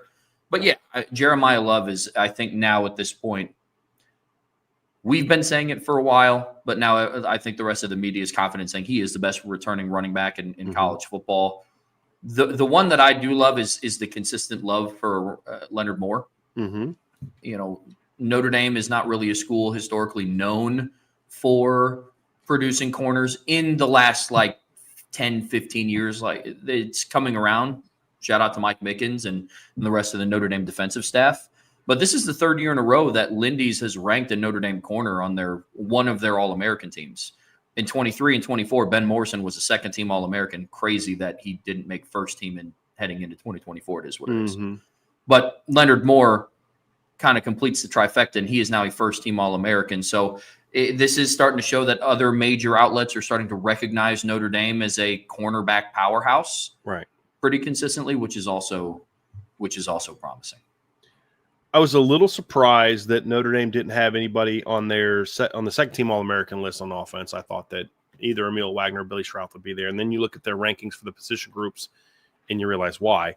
Then the other one was on defense. We saw Leonard Moore as the first-team All-American, but there was nobody else on the 2nd team. So no Drake Bowen, nobody like that. So I was a little surprised that we didn't see that on the 2nd team. But you look at the 2nd team, you had 2 guys from LSU on the 2nd team, a linebacker, Anthony Hill on the first team, which you expect. The Ole Miss Perkins kid from Ole Miss is there. Kyle Luis is there. So I did expect maybe 2nd guy and didn't see a 2nd guy. Then you look into the rankings, Trev, and you realize they weren't even close. There weren't any other Notre Dame guys even close. And this is kind of where you kind of saw some of this as the positional rankings. You realize that they don't even have Notre Dame guys close to being 2nd-team All-Americans based on the rankings. Yeah, Jeremiah Love is the number 1 running back, and and they actually had Leonard Moore, I believe, as the number 1 corner, correct? And then after that, you had Billy Schrouth as let's just go position by position. CJ Carr's not in there at quarterback, which, again, we don't expect because he hasn't played yet. I don't think any quarterback who hasn't played yet should be in there, including Bryce Underwood, who I don't think was in there either. I don't think they had Bryce. Yeah, they didn't have Bryce Underwood in the top 25 either. So they didn't have anybody that hadn't played. I don't think they had Julian Sayin in there either. So that's fair. That's how I would be. Yeah, Jeremiah Love is the number 1 running back. And then what was interesting is they didn't have Jadarian Price until number 16. Yeah. Which I thought was pretty interesting. They had Dylan Edwards ahead of him, Travian Wisner ahead of him. They had Ahmad Hardy from Missouri ahead of him, a guy that transferred in from Louisiana Monroe. Receiver, they had Jaden Greathouse at 9 at receiver and Malachi Fields at 17. So that was interesting that they had those 2 guys there. But again, they only had 2 receivers per team, so they're not even sniffing the 3rd team. Nobody at center, which we expect. They had Billy Schrouth as the number 7 guard, which means he would be 4th team based on that. And then they had Emil Wagner as the number 8 tackle, which will also make him 4th team. based on the way that those rankings go. So there was nobody on any of those lists that was really close defensively. No defensive ends there, which, again, I'm not overly surprised by, since they're, Bryce Young's got a lot to prove, and Boubacar was hurt last year. No defensive tackles. They only ranked 10 defensive tackles, so, and not surprised that none of the Notre Dame guys made those. That's a position I have to prove. Then you get to outside linebacker. No, they only ranked 10, which I thought was kind of lame. You rank 20-some running backs, but you only rank 10 inside backers, and then 10 outside backers, 14 inside backers. But no Jalen Sneed, somewhat understandable. No Jaden Alsbury, no Kingston Biliama-Asa. And then Drake Bowen was ranked as the 11th best returning inside linebacker, behind a guy from Buffalo. So as you could see, Trev, Michigan had 2 guys ranked ahead of where Drake Bowen is. So as you can see, there is not a lot of love for Notre Dame's players. They ranked 12 safeties, no Adon Schuler. They ranked 12 cornerbacks, no Christian Gray. So you can see from Lindy's that there's not a ton of respect for the Notre Dame defense at all, which is mind-boggling to me. Like the way they've played, it's not like last year was a fluke. They're pretty darn good on defense the year before that as well. So it was interesting to see, kind of, there's not a lot of love for the Notre Dame defense, which I find surprising, very surprising. Yeah, which is odd. It's almost like Lindy's is kind of taking the opposite approach of what the stereotype of Notre Dame has been, is that, they can't really move the ball on offense unless, Jeremiah Love and Jadarian Price go off. But, they're going to hold teams to 13 points a game, and they're going to win games 17-13, yada, yada, yada. I did think that it was interesting that both Jaden Greathouse and Malachi Fields, rightfully so, were ranked in their top 25 whatever position for wide receiver. But one defensive player was? 2, Leonard Moore and Drake Bowen. That's it. That's wild to me. Amongst the top 10, at their only 2 Notre Dame players made the top 10 at their position on defense. However, I will say it is consistent with them leaving Notre Dame out of the playoffs. They were very consistent with a lot of things, and we'll get to the playoff. Actually, we should do that one next. It does. Let's go to that one. It was interesting. They had Notre Dame 10th in the rankings because it also is consistent with how they have their positional rankings to some degree. But even then, there was some actually, let's stay there, and then we'll do the playoff thing last. My issue, Trevor, is you're going to have Notre Dame had 2 of the 17 best returning wide receivers, but yet you ranked the top 10 receiving cores, and I don't see Notre Dame in here anywhere. Mm-hmm. So, there is some inconsistency here. Let me look over here at this. Florida State, top receivers in the country. They rank their top 17. I don't see what I see. Number of 12, Deuce Robinson's the highest ranked guy from Florida State on there. That's 3 spots behind Jaden Greathouse. They don't have anybody else from Florida State on there. Notre Dame has 2, and yet Florida State's ranked higher than Notre Dame receiving core. Oh yeah, I mean, I think it's the same situation for running backs as well, if I remember correctly.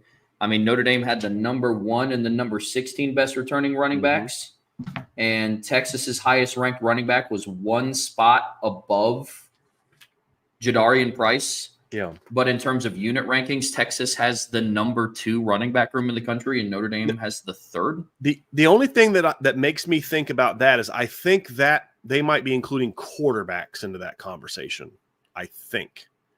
Because when I read LSU's at 4, they talked about 6 quarterbacks. They start talking about quarterback there. So I'm thinking that backfield includes quarterbacks as well. Potentially. Yeah. So, but offensive line, Notre Dame is 10th. Defensive line, Notre Dame is not ranked. I would have Notre Dame's defensive line in the top 10, but I'm not bashing anybody that doesn't have them in there. There's a lot to prove. How you don't, this is where I kind of lost it. Even Notre Dame's secondary 3rd, I would not have Notre Dame's secondary behind Alabama's or Ohio State's right now. I wouldn't. But you want to put them 3rd, it's cool. I can live with it. Not having Notre Dame's linebacking core in the top 5 is a really wild take.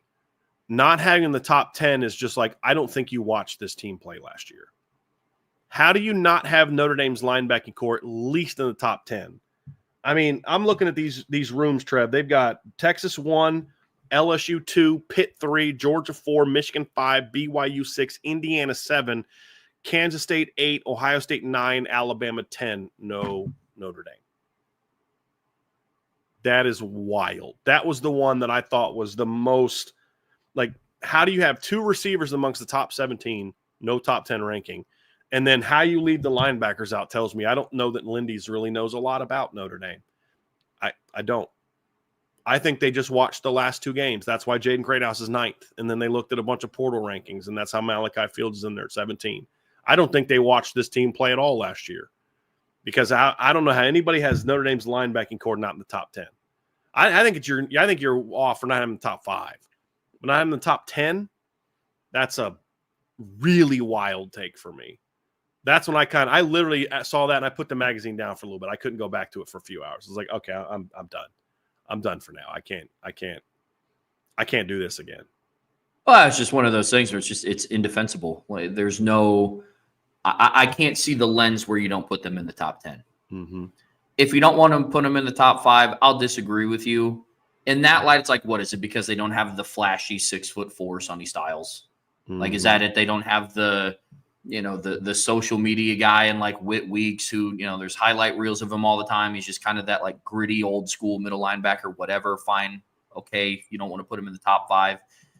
Not having him in the top 10 is something that I think is interesting. That one I just don't get. Because there's no argument. It's not production. Mm-hmm. It's not experience.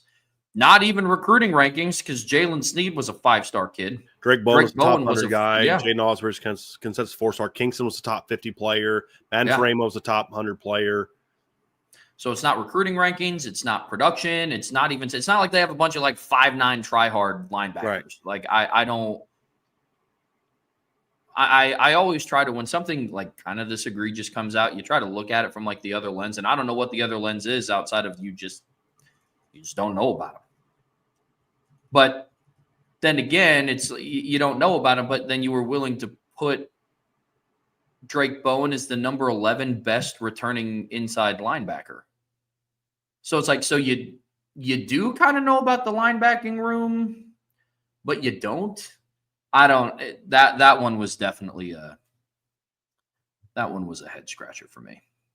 So, when I go and look, I'm along the lines with you. I'm not pounding my fist on the table saying that the defensive back rankings was ridiculous. I've been very bullish. I think Notre Dame has the best secondary in college football. But 1, 2, 3. If we think they're 1 and you have them 3, I'm not exactly. Like, I'm not beefing when people say that Penn State's running back room is number 1. I'm simply stating my case why I think Notre Dame is number 1. 100%. But I'm not going to sit there and tell you you're nuts for thinking that Penn State's running back room is ahead of Notre Dame's. That's a homer take. Mm-hmm. I get why people do it. I mean, Bill said it, 2,000 received rushers. Well, that's a fair metric to use. Raw data is a fair metric to use. And I think Notre Dame's is better, and I'll make my case in an article this week on it. If you had Notre Dame secondary 5, I'd be like, all right, that's too low, but I'm not losing my mind on it. But Notre Dame's got a top 5 linebacker room, and they're not even the top 10. And it's not just us. Lindy's had them 4th. So it's not just like we are hyping up Notre Dame's linebacker room and nobody else is. I don't have my Lindy's right in front of me, Trev. I'm pretty sure they were 4th, correct? Are you talking about Athlon? They're Athlon, yes, Athlon. I think they were 4th at linebacker in that one. But I could be wrong. Maybe I misread that one too, and they didn't have Notre Dame in the top 10 there either. But I know their D-line was 6 in that one. They didn't have the receivers ranked because actually they might not have been ranked. They might not have been ranked in that one either. Yeah, linebacker 4th on Athlon. They were 4th? Mm-hmm. What was the 2 they weren't ranked? They were ranked in 5 of the 7 or 6 of the 7. They weren't ranked in receiver. They weren't ranked at receiver. They weren't ranked at quarterback. Okay, they did have quarterback and running back separately. Okay, which I'm fine with quarterback not being ranked. Totally. I mean, look, Yep. we think CJ Carr is going to be very good, but when it comes to national rankings, CJ Carr, Julian Sand, Bryce Underwood, a lot of the guys that I really like and think are going to be good players, Arch Manning, all have something to prove. At least Arch started a couple games. Yeah. You can at least point to that, if you want to overhype him. But, we haven't seen anything but mop-up minutes from CJ Carr or Kenny Minchie or Julian Sand or a lot of the guys that we think are going to be good players. So I'm okay leaving those guys off of rankings because I need to see it.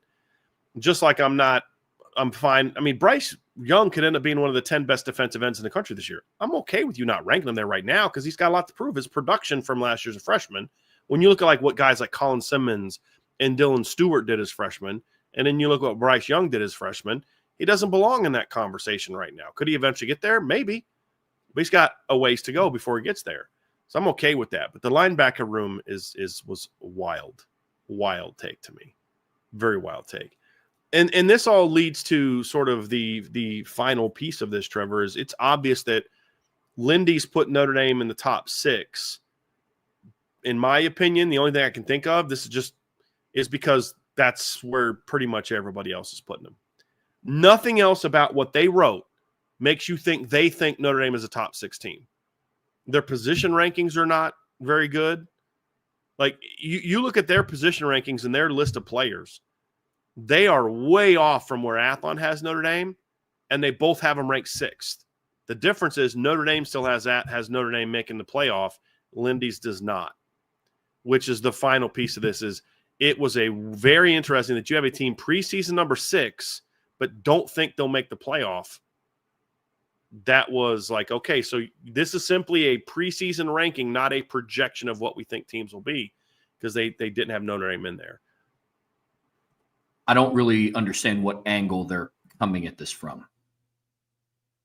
I don't know if they're making the claim that there's just going to be 12 other teams that are just so much better than what Notre Dame is.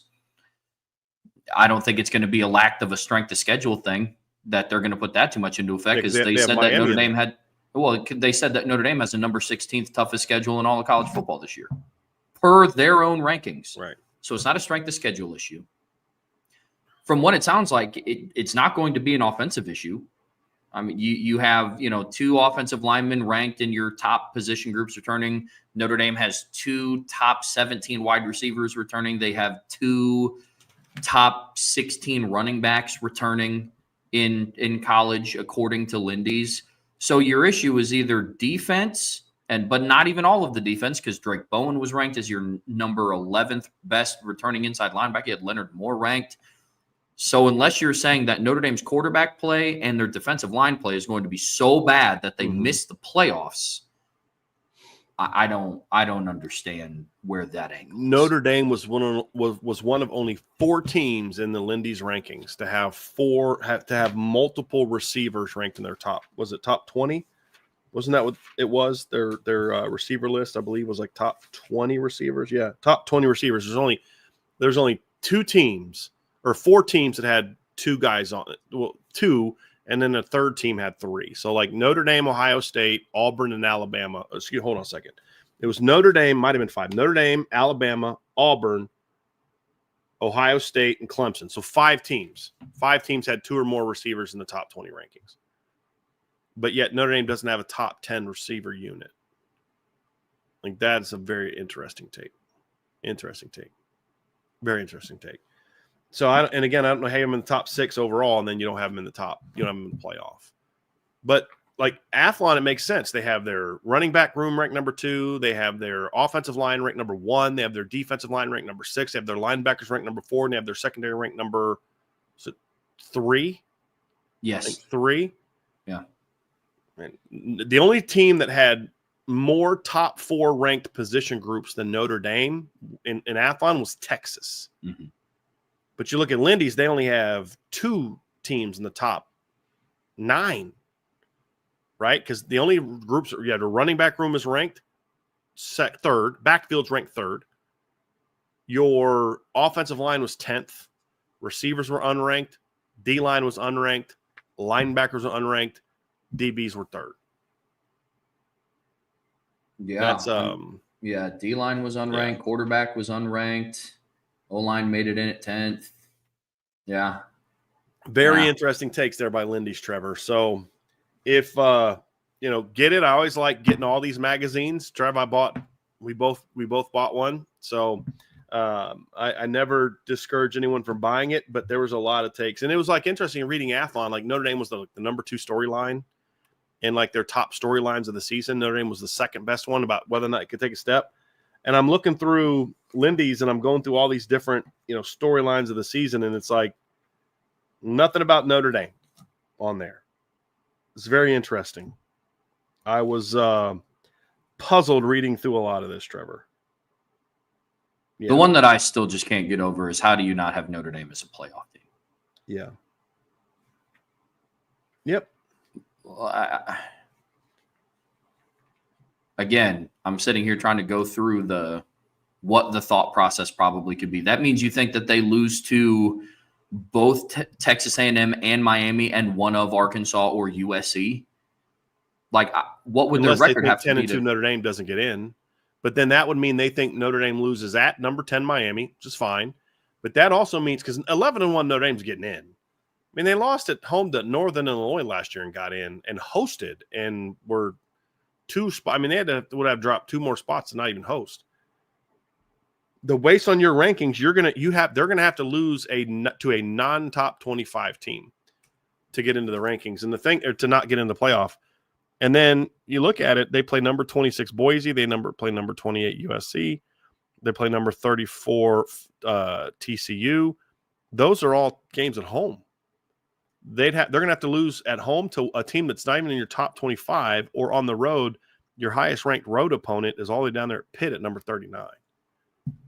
I just want to know how bad they think, because Andrew Gilmore brought up a good point. He said, if you don't have Notre Dame as a playoff team, then you probably aren't fans of Card and Minchie. It's like, okay, look, that's fine. I'm just curious to think, how bad do you think the quarterback play is going to be? Right. Notre Dame. And if you think it's that bad, Trev, then your backfield ranking should have Notre Dame lower than 3rd. Yeah. Notre Dame starting quarterback didn't throw a passing touchdown until the 4th game of this season. And they went to the national championship. How bad do you think quarterback play is going to be? Yeah. I think that's pretty wild. It is pretty wild. I'm trying to play out, unless they think that there's going to be 7 at-large picks that are all 11-1 and Notre Dame just doesn't get in at 10-2, which maybe, I guess, but that one and the linebacker one was interesting. That's the one that just left me kind of scratching. I still don't know how they have their receivers not in the top 10 when they have one of their actual receivers ranked in the top 10 and another one ranked 16th. Like, it was a bizarre. Like you said, there's consistency to some degree, but that's one where there was not consistency. Yeah, I'm looking at it again. They had Jaden Greathouse 9 and Malachi Fields at 17.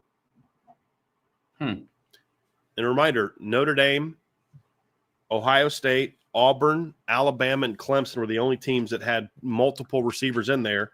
And when you look at the receiver rankings, Ohio State was 1, Clemson was 2, Auburn was 4, and here's a wild one. Do you know that Alabama is 7? Okay, actually, I thought they weren't in there.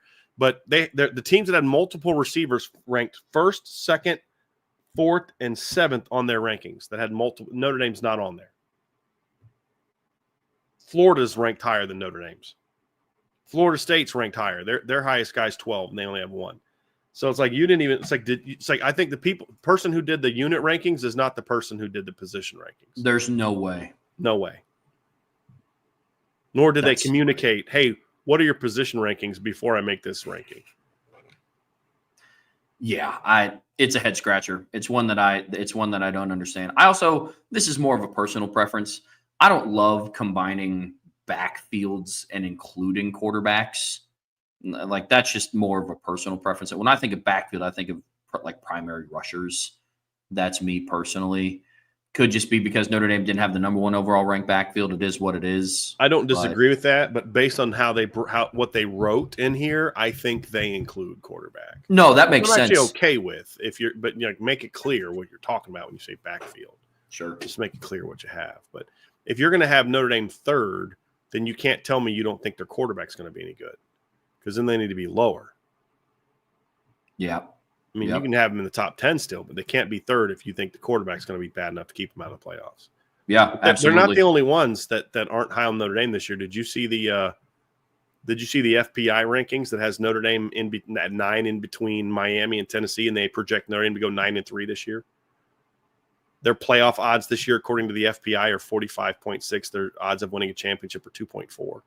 Notre Dame is closer to Tennessee, Texas A&M, and LSU than they are Miami and Clemson when it comes to like championship odds, according to the FPI. Yeah, Miami has better odds to make the playoffs than what Notre Dame does. I will say this live on air right now. If Miami makes the playoffs this year and Notre Dame doesn't, I'll buy season tickets next year for the Miami Hurricanes. Like, I am so confident that they won't. Like, that is crazy. Like, again, I don't – because we've gotten on this – it's weird because there's some people that just kind of start separating and going into opposite directions. In spring, it was like this Notre Dame team needs to be more recognized for how elite they truly are. But I'm not mad if somebody wants to put them at 6.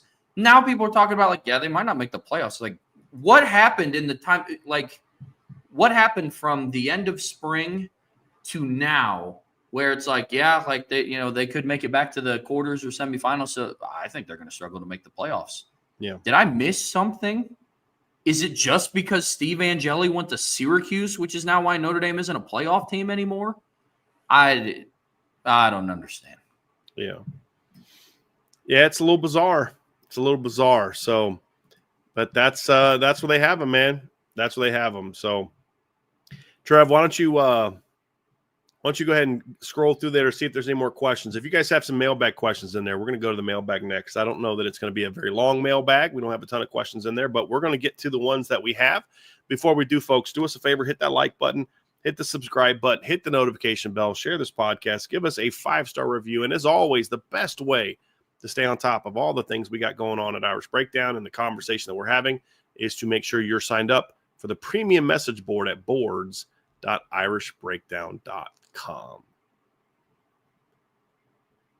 So Trevor Trowbridge, mailbag time. You and I missed out on doing a mailbag on Friday because you were out of town and I was unable to talk on Friday. So I had to miss that mailbag because I was in the middle of a little bit of a sickness that kicked my butt a little bit this weekend, but I'm good to go now. But we're going to get to some questions that we have. If you guys want to throw some questions in there, go ahead and do so. Just put an MB on there so we know that it's a mailbag question, or you can put the mailbox emoji. We've got 10 starred right now, and we will get to any others that you guys add, and Trev's going through there now to see if there's any that we missed.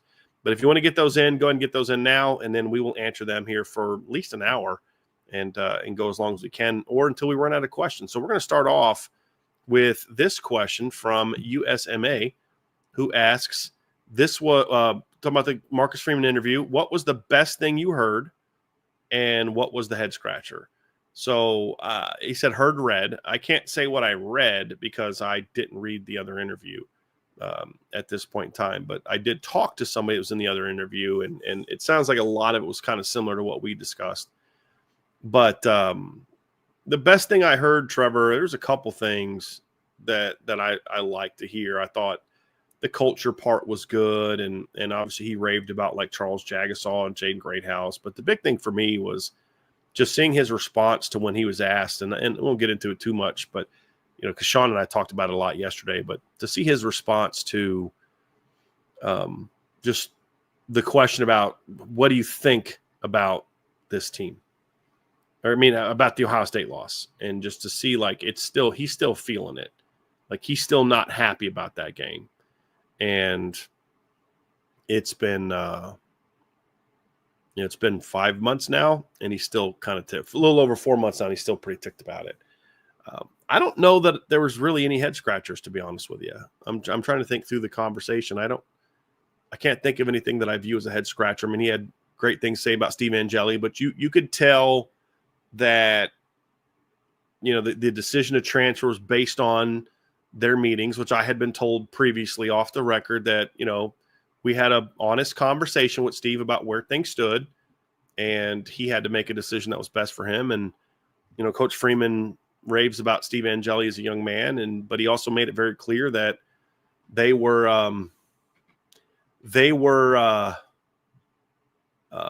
it was a very honest conversation, and that it was not. It was he was unlikely going to be the starting quarterback, and he knew that and was told that. And I respect the staff for doing that, because they could have easily been like, "No, you're still the number one," and the odds of him staying would have been greater at that point in time. But as I've said before, Trev, I think Steve knew. I don't even think he had to be told. I think he knew that I'm not winning this thing based on how spring played out from what we were told, but then also what we saw with our own eyes. Well, it's also consistent with some of the conversations Marcus Freeman's had to have with his quarterbacks before in the past. You know, after 2022, he was very open with both Tyler and Drew about, hey, look, appreciate all the work that you guys have put in. We want you to come back and battle, which Tyler elected to do in the spring. Drew decided to enter his name into the portal. But ultimately, they made a decision to go out to the portal and get Sam Hartman. The same conversation was had with Steve last season around, hey, look, you know, you had a good bowl game, but, you know, and he knew from the sounds of it prior to the bowl game that they were dipping into the portal to take a quarterback. So it's consistent with what we've heard and how he's conducted himself. Biggest takeaway that I have from what you just said is what his Marcus Freeman's mentality was around the Ohio State loss, because there's a tendency to when you have a season like Notre Dame had last season, it's easy to hang your hat on. We did it. You know, I'm the head coach of the best Notre Dame football program on paper. What it's done the last 30 years, got 2 major bowl wins. We got them in 7 weeks, most wins in program history. I'm kind of it. But with the ultimate goal in mind of winning a championship, it makes me feel better that the things that we hear about, you know, Pete Bravacqua and Marcus Freeman being all in on winning a national championship, that is still consistent despite the fantastic things that they did last season. That makes me really happy to hear. Yeah, I'm trying to think through some other things, Trev, and I can't really think of. I'm trying to go through the transcript now. There wasn't anything that was like head scratching, like, wow, I wasn't expecting that, or what the heck are you talking about, or, you know, that was a surprise. I mean, he talked about Eli Raridan's potential and that he's got to be more consistent. You know, how good, you know, the Jagasol explanation for why he's moving to guard made sense. It wasn't surprising. Whether we agree or disagree with it is relevant. It made total sense why they're making the move that they made. He talked about why he's a better coach, you know, how they're a better program because of it. And here was something that it wasn't head scratching, but it's interesting. You know, the comment about you could tell there was a sense of relief in his voice when he was talking about the grandfathering in of players. You could tell that was a very hard decision for him, of guys that they were going to have to cut. And there was a relief that he didn't have to be that. But looking at what he said about the quarterbacks, he said they're both high ceiling guys. They were highly intelligent, highly talented football players, but they also lack in-game experience. No surprise. There's no substitution for that. And so how do I create as many game-like situations for them in fall camp? It's going to be really important. But I think they both are really high ceiling guys, talented, and maybe different in certain areas and in certain aspects. But when you look at the overall picture of quarterbacks, they're both really, really talented individuals. It's exactly what you'd expect them to say. Like there really wasn't, you know, he talked about his relationship with Anthony Trash. He talked about, you know, the EA Sports thing. The one thing he did say is where they had him is where he stood. So I guess they were like they were placed, and he was actually right in the middle of that. That's why it wasn't necessarily like moving guys around. There was some photoshopping done, but that's where he was placed, and you know, expected that. But yeah, I mean, everything else was kind of what you'd expected here. I was not at all surprised when he said what he said about you know, wanting to play USC. He's like, it's black and white for me. You know, we need to play. So everything else was kind of what you'd expect him to say. There wasn't like anything earth shattering going into that decision. He did explain, you know, why they're going to play right and left. That made sense. We weren't completely surprised by that. I mean, we'd talked to you guys before about how Notre Dame is looking to be a little bit more interchangeable with its defensive ends. I didn't know if that would mean right, left, or if it would just mean it didn't matter if you were field or boundary, but it makes sense to do it that way. So that makes sense as well. So Andrew Gilmore also asked in relation to this, did they tell Steve he was number 3? That I don't know. And I don't want to speak out of turn. I don't want to say something is true that I don't know to be true with 100% certainty. All I can tell you is that I'm quite confident, based on the conversations I've had, that he knew he wasn't going to be, he was trailing to be the starter.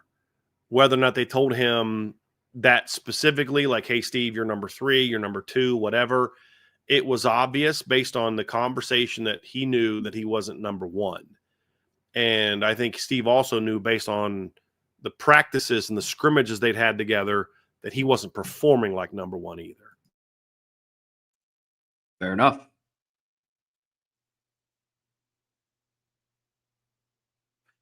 Michael Cannon, do you see Miami trying to pick on Christian Gray? If so, and it works, do you think Texas A&M will follow suit? Oh, sure. I mean, again, I don't know that they're going to pick on him related to the entire defense. I think they'll pick on him related to him versus Leonard Moore. There's a lot more room to work with as a field corner more often than not. This is assuming that Notre Dame sticks with field boundary. Honestly, I think Notre Dame is even better, is just as well suited, if not better suited, to play field boundary or play right-left with their corners than as they are defensive ends, because we've seen them both play field and boundary. But there's a lot more ground to cover. You're playing on a lot of times on a much wider field. You're a lot of times playing more off coverage, so there's just more space to cover. Getting lead blockers thrown at you more. There's just a lot of route combinations being run at you as opposed to doing more one-on-one like you are in the boundary. So there's a lot of challenges there. And as an offensive staff, you want more room to work with in the passing game more often than not. Some of those throws are a little bit harder because they're far field throws, but they're going to pick on him more than Leonard Moore, I would imagine. But I think where they're mainly going to work is the nickel, the linebackers, the slots, and the safeties, even more so than Christian Gray. But they'll take their shots on Christian Gray. And if it works, of course, Texas A&M will do it. No question about it. Yeah, I was just about to say, I think my money would be on linebackers and whatever safety steps into the lineup and replaces Xavier Watts. I think no matter who, because at the end of the day, you're going to have to try to pick somebody. You know, one of the reasons why Ben Morrison had all those interceptions in 2022 is because they were like, okay, do we go pick on 6'3" Cam Hart, or do we pick on the true freshman Ben Morrison? Ben Morrison reaped the benefits of those opportunities. You know, it's kind of the same thing with Xavier Watts. In 2023, he had a lot of interceptions. A lot of it was right place, right time, doing your job, being in the right spot. You know, but last season, it's like, what? I mean, you're not going to try to throw at Xavier Watts. You're not going to try to throw at Ben Morrison. Christian Gray was the unfortunate, like, okay, well, he's just the guy that's going to be picked on. Before his injury, he was great about it. Mm-hmm. Didn't allow much. And then that's kind of when the inconsistencies started to happen. But yes, big picture, if it works, Texas A&M will absolutely follow suit because there'd be no reason for them not to. So. We had a super chat from our guy, Charlie Weiss's last belt loop. Thank you for the super chat, Charlie. Appreciate you.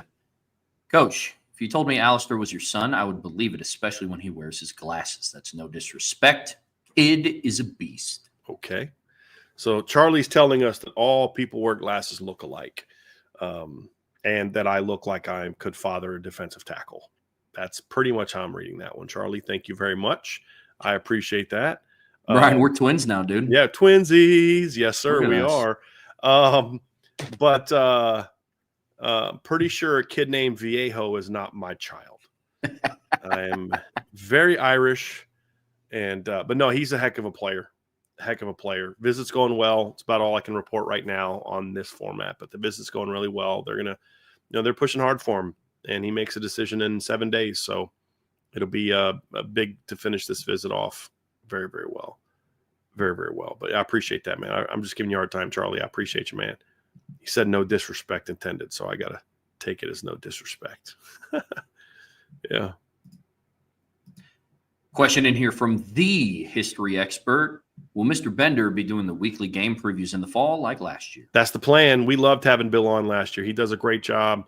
We may have to do some moving around in regard to like when we do those things. We haven't like organized that part of it to that degree yet, where we know the schedule's going to be the exact same it was last year. I don't know that that's going to be the case. I'm always looking for ways to make our product better, and that'll be part of the conversation. But yeah, I love having Bill on. And the thing I like about Bill too is he has zero issue challenging me or pushing back in me. He actually likes the debate. I just wanted this show to be just me interviewing him about what he thinks. And he was like, no, let's mix it up a little bit. He enjoys that.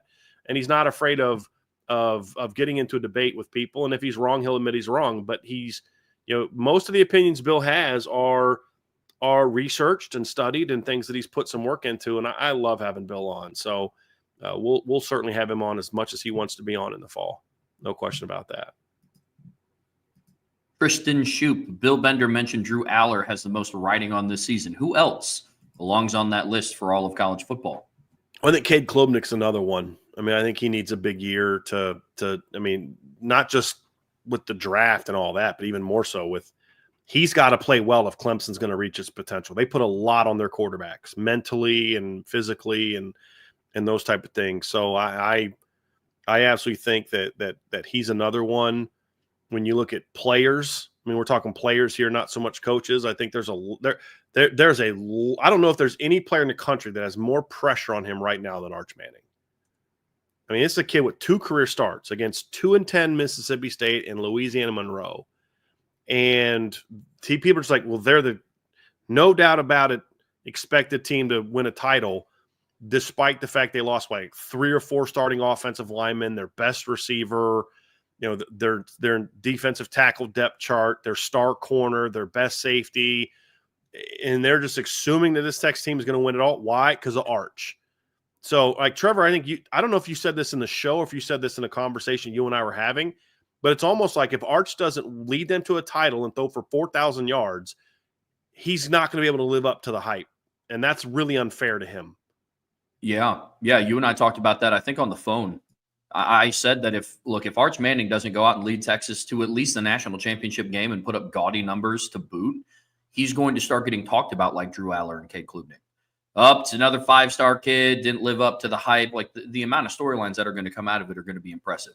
There's going to be a handful of ones about Steve Sarkisian. It's like, okay, look what he did to Quinn Ewers, another highly touted recruit, yada, yada, yada. Now it's with Arch Manning. Can Steve get quarterbacks, in the right mind to succeed at this level? So Arch Manning is definitely on there. Michael Lynch said it in the chat, but Carson Beck, I think, is on there. I'm not high on Miami, but there are other people that are high on Miami. I mean, the ESPN FBI has them at better playoff odds than what Notre Dame is.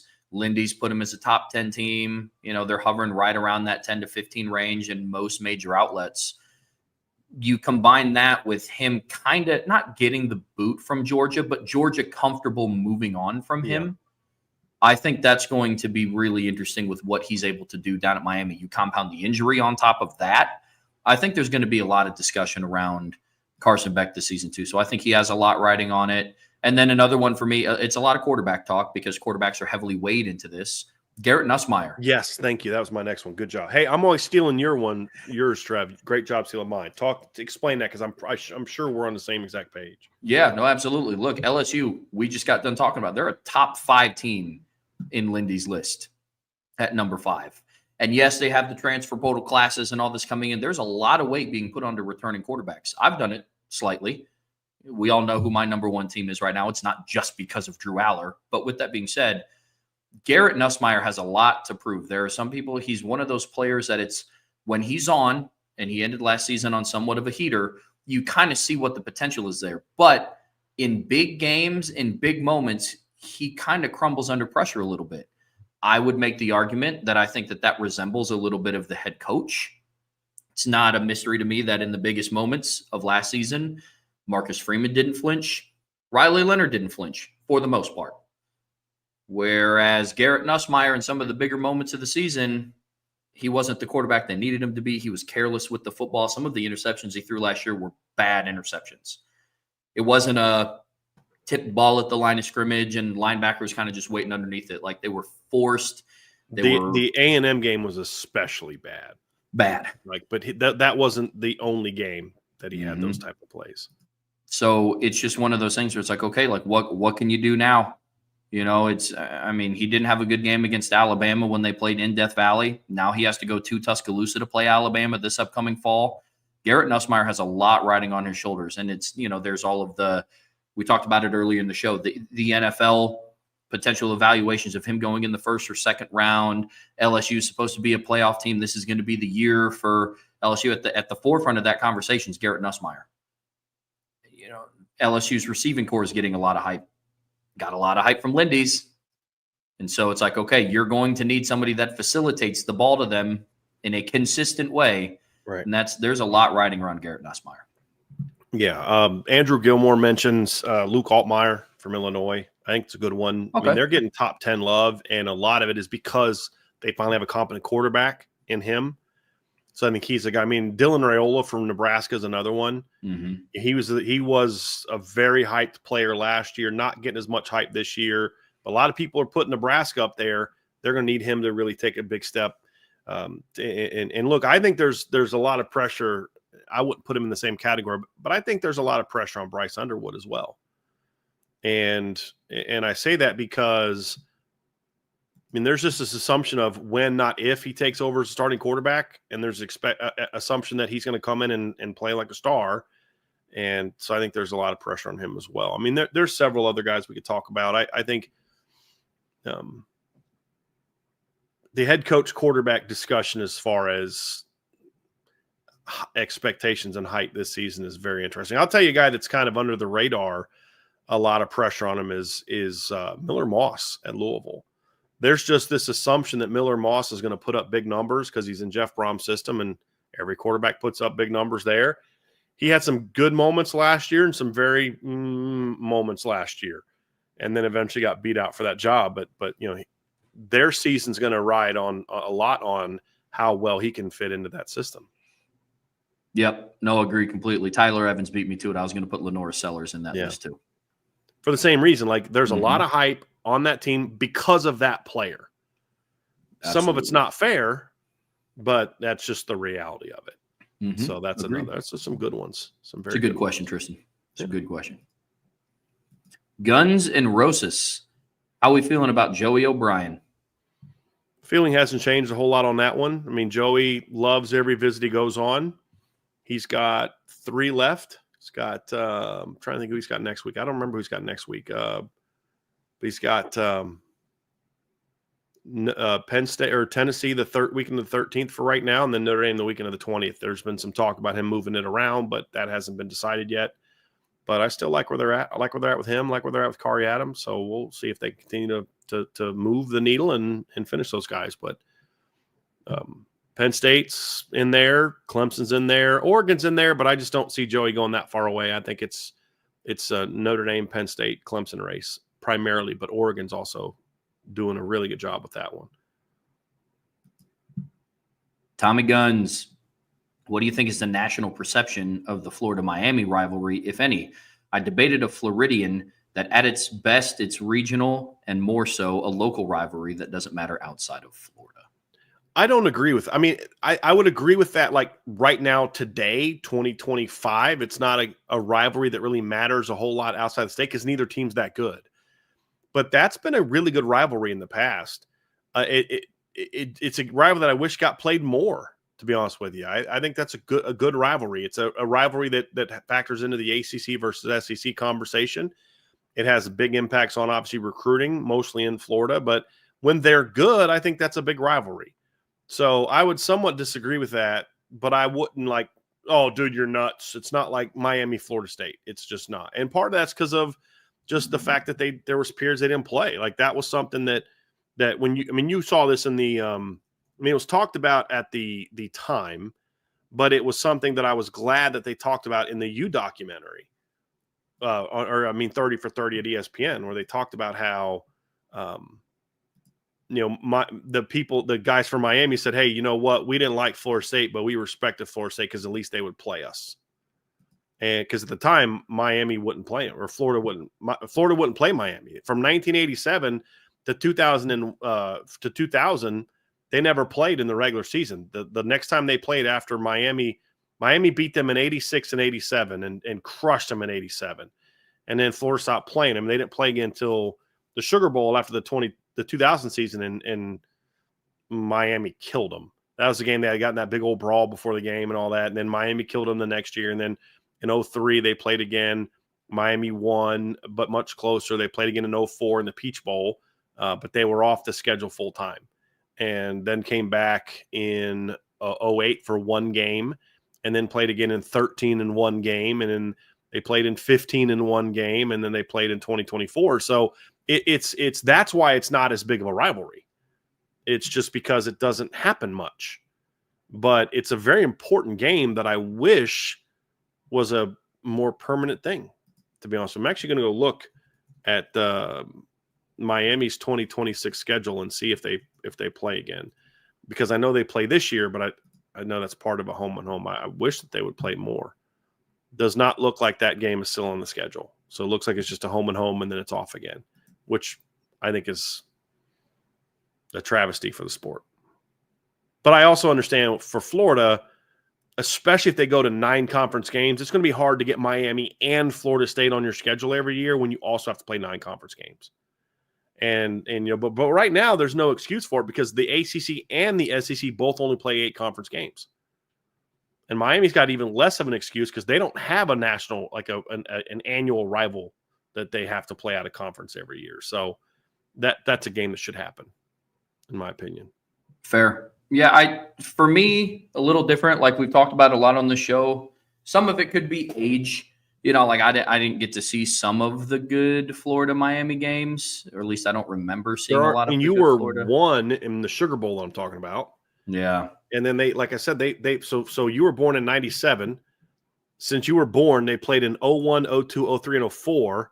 And since 04, when you were 7 years old, they've played 4 times, including last year, and Miami blew Florida out. So I completely understand why you. Yeah. It's in-state rivalries are always interesting for me because not a lot of them draw as much attention as how important the rivalry may be sometimes. Like I know Michigan State's a big rivalry, but that's one where it's like, if I wasn't in the Midwest and a state away from Michigan, like let's say I grew up in Florida, would I recognize Michigan State as a big rivalry? Probably not, but that's also partly because that's not even Michigan's biggest rival. Sure. Oh yeah, absolutely. That also plays a role into some of those in-state, like especially when they have the same name. Like what's different about Alabama Auburn is they have different names. It doesn't sound like an in-state rivalry as opposed to Michigan State or Florida State, Texas A&M, that kind of thing. Yeah. Well, and that's why I was saying like a lot of in-state rivalries are kind of team's second biggest rival, like the Michigan State thing, But I think about like even with Florida, like I know the Florida-Georgia rivalries in recent years kind of gotten a little bit bigger than what it had been maybe before in the past. But then I think of big rivalries across the country outside of Alabama, Auburn, and the Iron Bowl. Not a lot of rivalries. Not a lot of teams' number one rival is in-state. The Auburn, Alabama is one, and then Miami or Florida State is another, and then Miami, Florida State is another. Those are the only ones that I view as like, and I don't even know that Alabama Auburn is one that really is cared a lot about nationally, but. When they matter, Trevor, nationally is when those teams are both good. Yeah, true. That's the reality of it, and we just haven't had a lot of years where that rivalry has been where they're both good. No, 100%. To your whether point, Miami, Florida State, or sure. Florida State. Well, and to your point, the one year when like Kenneth Walker went for like 4 touchdowns in the Michigan State game, that drew a lot of attention. Yeah, and that's when the in-state rivalry played a point. Yep. That's the thing why I think that, like I said, I think that rivalry matters more because I grew up with it being, why aren't they playing? They need to play. Sure. But again, since you've been born, they've played a grand total. You're 28. You just turned 28 2 weeks ago. Mm-hmm. Since you were born, they've played a grand total of 1, 2, 3, 4, 5, 6, 7, 8 times. 2 of them are bowl games. Just fair. Yeah. Yep. Let's go to Mark Avalone. Do you think DeCorian Moore or freshman wide receiver can have as big of an impact as Jeremiah Smith? He made some impressive catches in the spring game. As big of an impact, I mean, could one of them put up the statistics that he did? Sure. Can one of them have the impact on the team the way that he did? No. And that's simply because Jeremiah Smith is a freak. I mean, he's just a different type of player. I think DeCorian Moore is outstanding. He's a big-time player, so I think he could certainly have an impact on Oregon. But if I'm Oregon, I'm hoping he can have 50 catches for 800 yards, that kind of impact, which isn't too far off what Jeremiah Smith did in the regular season. But could you imagine what Jeremiah Smith's numbers would have been if he didn't have Emeka Egbuka and Carnell Tate taking catches away from him? Yeah, that's the other part of it. So. I'll say this, he'll be very important to their success this season because they'll need his big play ability to kind of step in there and replace what Tez. They're very different players, him and Tez Johnson, but simply replacing the big play aspects that Tez brought to the table at times. And Tez didn't have like a great yards per catch play, but part of that was because he would catch a lot of short, quick screen type things that didn't allow him to get a lot of yards. But he was a very impactful player. And DeCorian could be one of the best, if not the best freshman, certainly. But it's different than saying he's going to be Jeremiah Smith. It's just a different animal. But he'll be important to Oregon this year, no doubt. Fair enough. Super chat from Tyler Evans. Thank you, Tyler. Let's say Michigan beat Nebraska. Is Matt Rule on the hot seat after that game, especially with Moore being suspended? Look, I don't know that one game gets you on the hot seat. I think it's more about the entirety of your season. And when you look at that game, they play Cincinnati, Akron, and then was it Houston Christian before the Michigan game? They lose that game. Yeah, that's a tough loss, man. He'll get criticized for that. Is he on the hot seat? I don't know about hot seat yet, but he's going to have to run the table for a while, and he's then going to have to beat USC. So they get a bye week after Michigan. Then they play Michigan State at home, at Maryland, at Minnesota, home against Northwestern. None of those games are none of those games are turning the temperature down on him. Then it's USC at home on November 1st. That's a game you have to win. Because if you lose that one, and then let's say you beat UCLA next week, and then you have a bye, then you go play at Penn State, you lose that one, and then you beat Iowa at home. 9-3 is a good year. People be happy. You're off the hot seat. But even though you're off the hot seat, there's going to be a lot of questions of, can this guy actually beat anybody good? I mean, they lost to Michigan at home. They lost to USC at home. And they lost to Penn State on the road. Like, they beat nobody good. That'll be the storyline. Fair or not, that's what – you're Nebraska. I mean, you should want that. You should want that kind of heat when you're at Nebraska. So I don't know that it's going to get him on the hot seat, but I think it does start to raise some question marks. But if they're 8-1, 2 months later, and then they beat USC and they're 9-1, no one's gonna be mad at them because they lost to Michigan. I don't really know what record would put Matt Rule on the hot seat after or what game would. I mean, look, the fact of the matter is Nebraska hasn't had more than 8 wins in a season since 2016. And it's not like in the other years they've been like kind of like last year was their closest year at 7-6. And before that, they were 5-7, 4-8, 3-9, 3-5, 5-7, 4-8, 4-8. I mean, this year was their first winning season since 2016.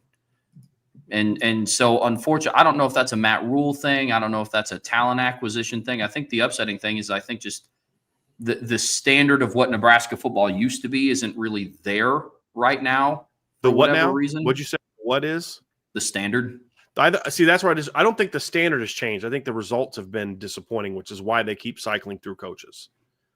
So I think the standard is here, meaning Nebraska fans aren't happy that they're not winning more. You're correct in the program. You've identified who they are as a program correctly. They aren't even what they were under Bo Pelini when he was minimum 9 wins every year. And y'all got mad at Nebraska because he was only winning 9 games. Now that they're not winning 9 games a year, they're not just okay with it. So it's kind of like Charlie Weiss didn't meet the standard in Notre Dame. But just because he was going 6-6 every year doesn't mean that the standard had been lowered. It just meant he wasn't reaching it. So I think you've nailed who they are as a program. But I think that's why this year's so important for them, Trevor, because there is hype and expectation going into the season. He's been the year 3 guy. This is kind of what Matt Rule does, right? He goes into places, he takes over bad situations, he, kind of tears it all down right away and then rebuilds it back up. And then, by year 3, they start to turn things around. I mean, Temple, he goes 2-10, 6-6, 10-4. Baylor, 1-11, 7-6, 11-3. You're now at Nebraska, 5-7, 7-6. This is the kick down the door year, allegedly, for Nebraska. So the fact that there is expectation on Nebraska and is hype on his team is because the expectation is, the standard is that they should be here. And if he doesn't live up to that, I think Nebraska has to go at least 9-3 this year for people to not start asking questions about Matt Rule at Nebraska. Nationally, they'll love Matt Rule if he goes 8-4. But they'll say, hey, progress, because that might get him in the end of the top 25 or something like that. But I think they need to be 9-3 or better. But even 9-3, Trev, it's like, you go 9-3, then, and let's say you lose to Michigan, USC, and Penn State, let's say the 3 best teams in your schedule, what's your big win at that point in time? Iowa, Michigan State, Cincinnati. Like, if you go 9-3, I think you need to beat at least one of the quote-unquote big three on their schedule, which is Michigan, USC, and Penn State. And I would argue that it needs to be one of Penn State or Michigan. I don't know that beating USC moves the needle for Nebraska, unless USC is a lot better maybe than we think, and that's just an upset win over USC. Like, maybe USC is only a 2-loss team after that.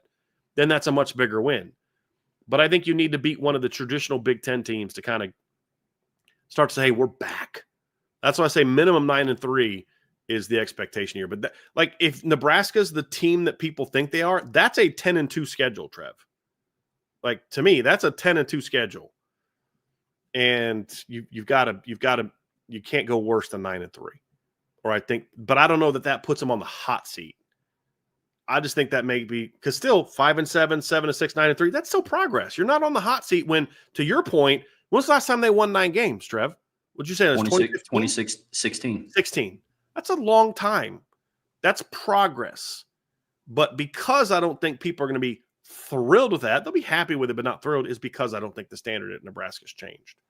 I think they still think in their heads that they can be what they were back in the day. We could debate whether they can or can't. I think they can. I think it's just harder now. I think it's going to be, well, no, I don't think they can in the Big Ten get all the way back, but I think they can at least get back to being a 9-10 win team. I think they can be Wisconsin, what Wisconsin was when they were really rolling at the end of the Barry Alvarez, early Brett Bielema era.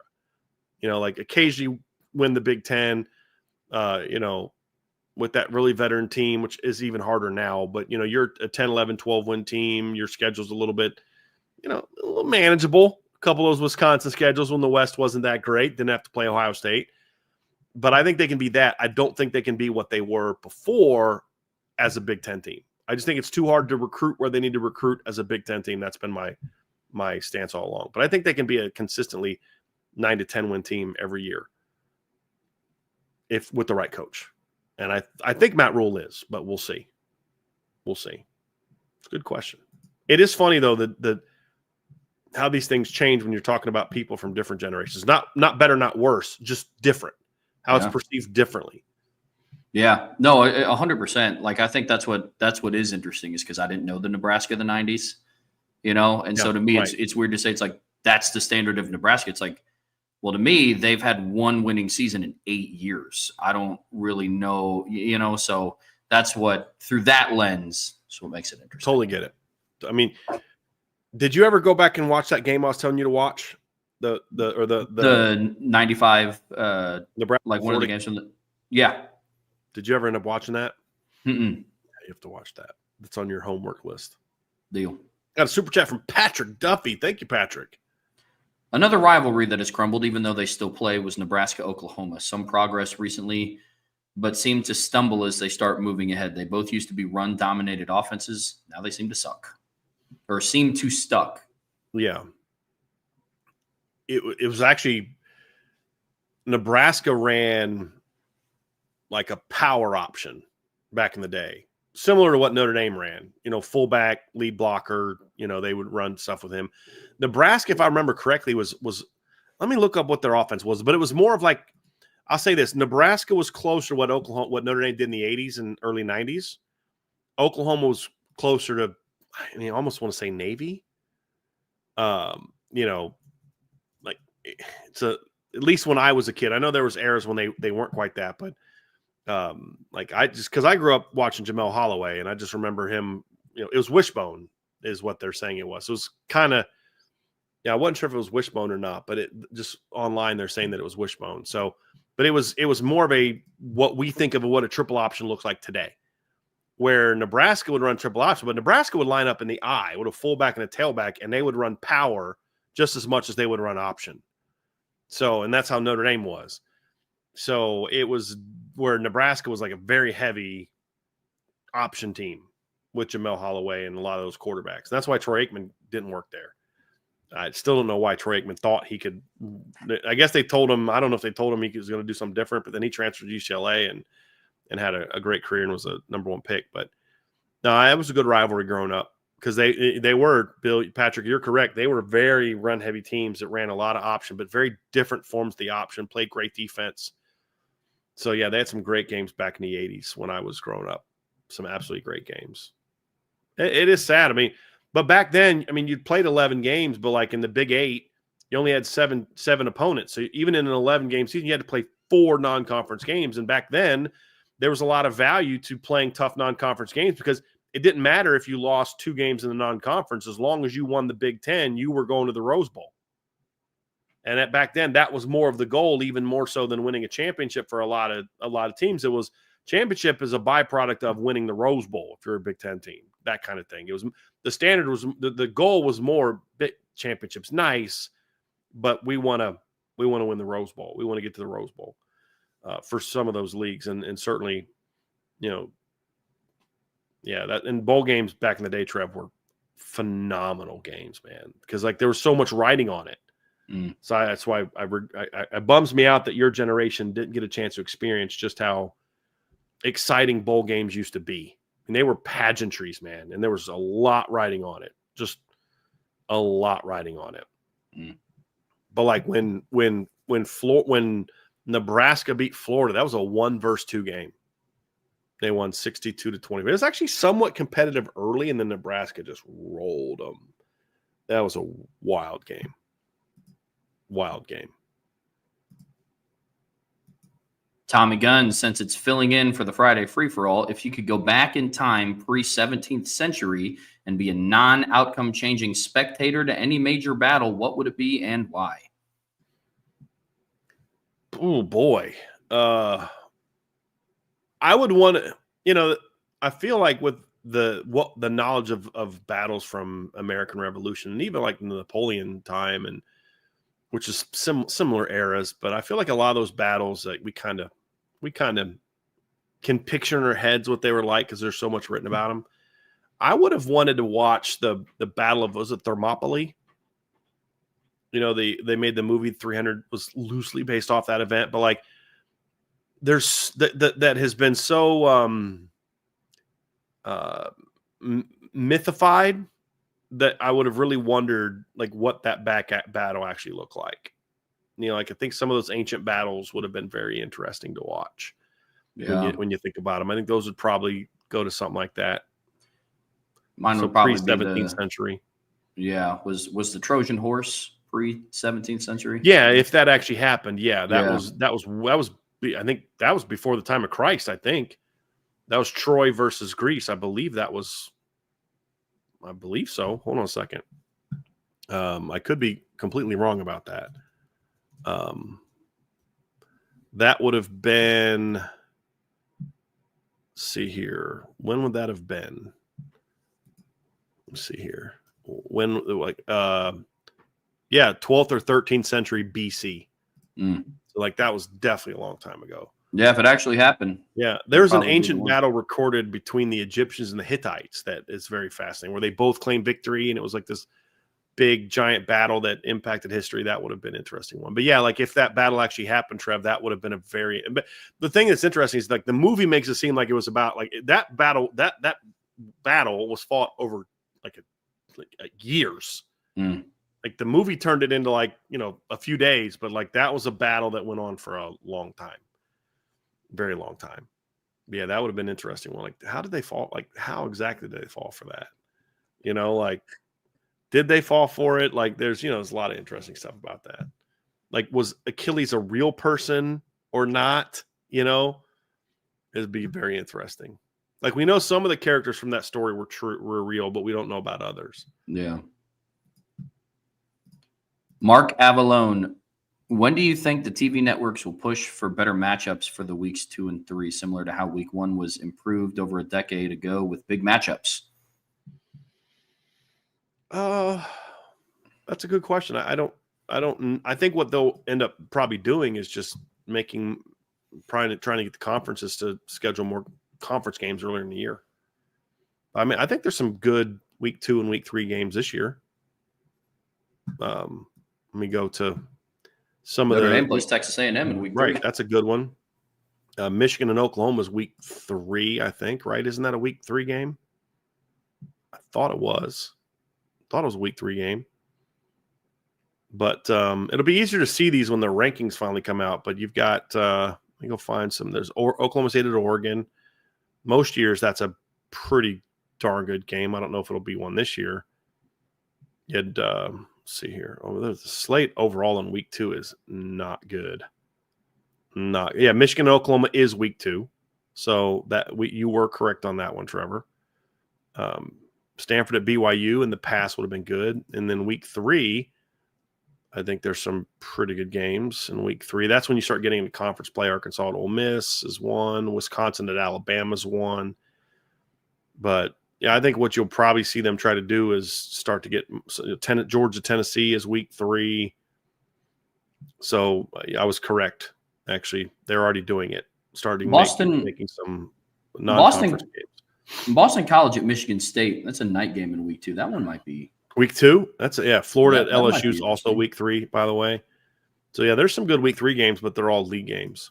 Arizona State travels to the SEC. They play at Mississippi State. I don't think Mississippi State's going to be any good, but it's a good game last year.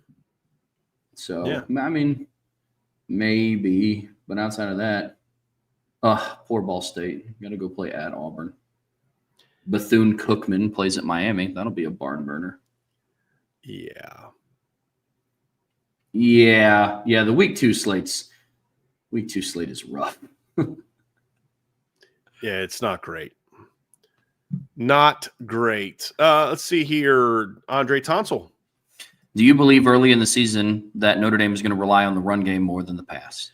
I think they'll try. I mean, I think you will need to be who you are. I mean, play to your identity. You're a team that's got a great backfield. You think you have an offensive line that's going to be really good, and you've got a first-time starting quarterback. So, yeah, I mean, try to rely more heavily on the run. I don't think they're going to be a team that tries to look like Michigan did when they beat Penn State 2 years ago and only throws the ball 8 times, none in the second half. I don't see that. If Notre Dame has a game that they only run the ball, like throw the ball 8 times, that means they just destroyed Miami or Texas A&M. I mean, just destroyed them. I don't think it's going to be that. I think those teams are too good to be able to do that too. But, yeah, I think you're going to want to try to have a quarterback that's efficient, make some plays with your arm on third down, take a couple shots, but we're not going to put the entirety of winning this game on the road at Miami on your shoulders, or winning the home opener against A&M on your shoulders where you have to carry the team to victory. It's if the team wants to load the box and take away, the run game, then you've got some one-on-ones. That's not high pressure, in my opinion. Those are simplified reads. You got Malachi Fields one-on-one against a 5'11" corner. Take that shot. It's just Jaden Greathouse is matched up against a nickelback with press coverage outside of him. Take that shot. Just read the corner, make sure he's not undercutting the route, but you want to take that shot. Those are things I think that we're going to see some of, but they're going to strive for balance, but early on, it will be, we got to build the run and make sure that we're getting good at the run. That'll be the mindset of the coaches, is establish our identity of being a physical football team that can run a football. I'll say this. I'll say this. It would not at all surprise me, though, if between the Miami or Texas A&M game in one of those, CJ Carr has a stat line or Kenny Minchie has a stat line that turns some people's heads nationally. What was the time frame for that? In either one of the Miami or Texas A&M games. I hope so. It would not surprise me if either one of those two guys, because yes, you have a loaded running back room. I think pass protection is going to be improved. I think the running backs are going to be more involved in the passing game than what they were before. The fact of the matter is, you throw a dump off pass to Jeremiah Love, he takes it for 35 yards. That's 35 passing yards added on to CJ Right. Carr, Kenny Minchie stat sheet. You add that with having an athletic tight end in Eli Raridan and Fields and Greathouse. We know what Faison can do after the catch. We've seen at Wisconsin what Pauling can do after the catch. It would not surprise me if in one of those two games, like Notre Dame might have a guy at quarterback nationally. We've been saying it all summer, regardless of who it is. But nationally, it would not surprise me if that happened. I'm sorry. I absolutely love this comment from Carlos. Yes, the Trojans' biggest accomplishment was losing a war. That is so messed up. That is very messed up. But if we believe the stories about Troy to be true, they were a powerful nation. Yeah. Every powerful nation eventually comes to an end, but they were a very powerful nation. Mm-hmm. Yeah, but was Hector real? Was Achilles real? Was Odysseus real? I'm pretty sure that Menelaus was real. but we don't know, like there was up until the last 100 years, there were people who didn't think Troy was real. They thought the whole thing was completely made up. Wow. But there's now evidence, archaeological evidence that shows that Troy was a real place. So it's interesting how that stuff changes. Roger Dodger, satisfaction of Mike Martin and Notre Dame recruiting on June 3rd. I don't know that Mike Martin's doing as much recruiting as the previous GM. I think Mike Martin's role is more on the entirety of roster building and contract negotiations. Like I think he's more of a true GM right now. And a lot of recruiting is being left to the coaches and the recruiting staff. So, Carter Allman and Jordan Blake and Myron Tungavaloa-Mosa, and then the assistant and guys like that, and then assistant coaches. So I think they're putting more on that group to recruiting. And Mike Martin is more on handling NIL, handle negotiations, transfer portal staff, just overseeing the whole thing and putting a roster together. And so there's a lot more to I don't want to say salary cap because it's not a salary cap, but like, hey, look, we only have so much money we can spend for our team. How much of that goes to the team? How much of that goes to recruiting? Hey, this guy needs this if he's going to stay or commit to us, whatever. Then that's when Mike Martin gets more involved. Of A, should we give this kind of money to that kid? And then B, what are we making sure that what that offer is going to be? I think we're seeing more of that. Like I would imagine Mike Martin's going to have a role in, hold on, you want to give a tight end $8 million over 3 years on high school, like the report was that USC has done? No, we're not doing that. Or, yes, we're going to do that. Like he makes those calls. Then it's up to Carter Allman and Jordan Blake and Myron Tungavaloa-Mosa and Mike Denbrock and Harris Bivin to make it happen and land that player. But then he negotiates what the deal would be, if that makes sense.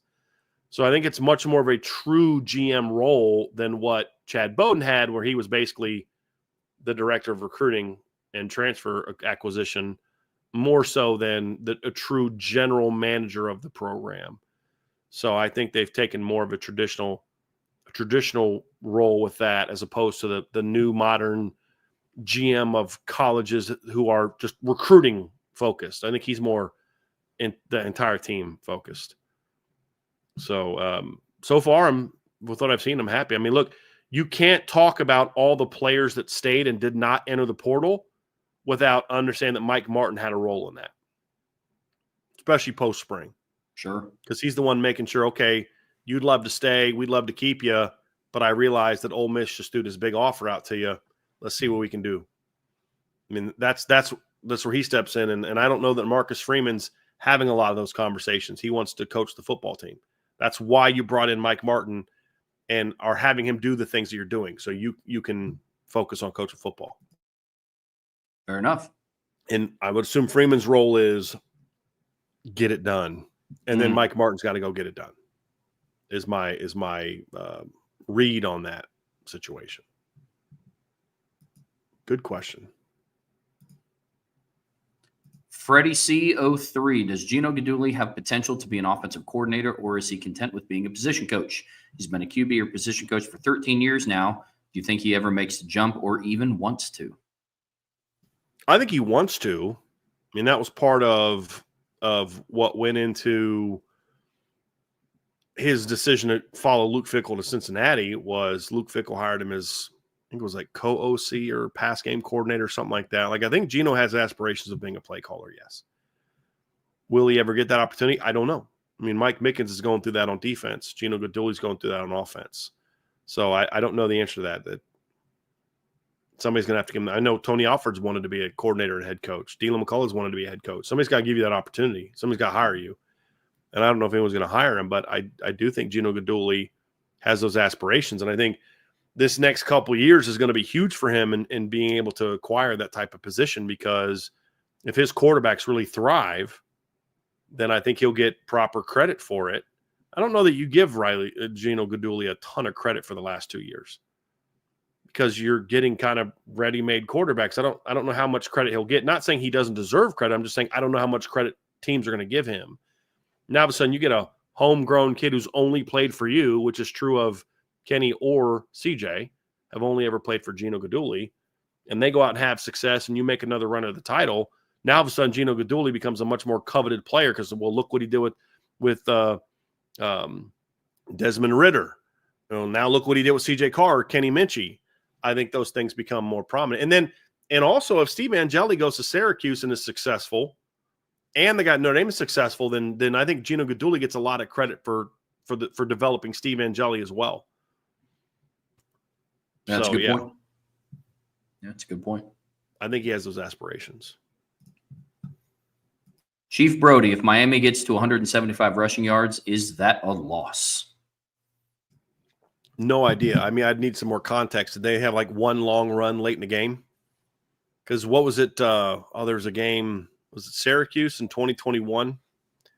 Didn't they have like a 70-yard touchdown late in the game? Let me look that up real quick. And then that got their total numbers up. Give me a second. Let me pull this up. No, that's not the score. That's football or basketball. I want football. Give me a second. So you had Notre Dame won that game 41. That's 2022. Where's the 2021 game? I know they played a game in 2021. It was senior day, was it not? Notre Dame, Syracuse, box score. Give me a second. Was Notre Dame senior day in 2021 not Syracuse, or was it 2020? What game was it? Was it 2020 that they played Syracuse on senior day? Yes, it was Syracuse. It was 2020. So give me a second. So that's why it's not coming up. I'm like, I didn't dream that up. I know that they played. It was 2020. Excuse me. So in that game, if you go look at the stats, the team stats, Syracuse in that game rushed for 229 yards. Notre Dame won 45-21. But part of the reason that they did that is because they had two long runs late in the game. They had a 80-yard touchdown run with 5 minutes left in the game. That was a big run. And then earlier in the third quarter, you had Sean Tucker went for a 40-yard touchdown run in a game where it was 24-7.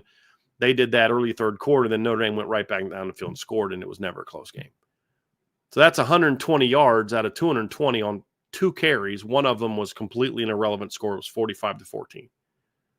So if something, I mean, so let's say Miami's at 115 yards, Notre Dame's up 31-7, and Miami runs for a 60-yard touchdown on Notre Dame's number 2 defense with a minute and a half left. That's not a loss. So again, I would need context. If it's a game that's 175 yards because Miami's just running it down Notre Dame's throat the whole game, that'll be a tougher win. But what if Notre Dame has 230? I mean, it just depends on the context of the game.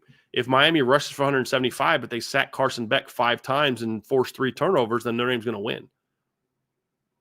So, no, I don't think that's an automatic win for USC or for Miami in that instance. There's just need a lot more context than that. Yep.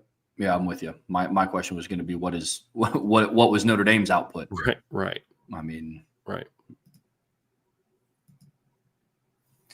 Joseph Barrett, will Notre Dame focus on West Coast schools should the USC game come off the schedule?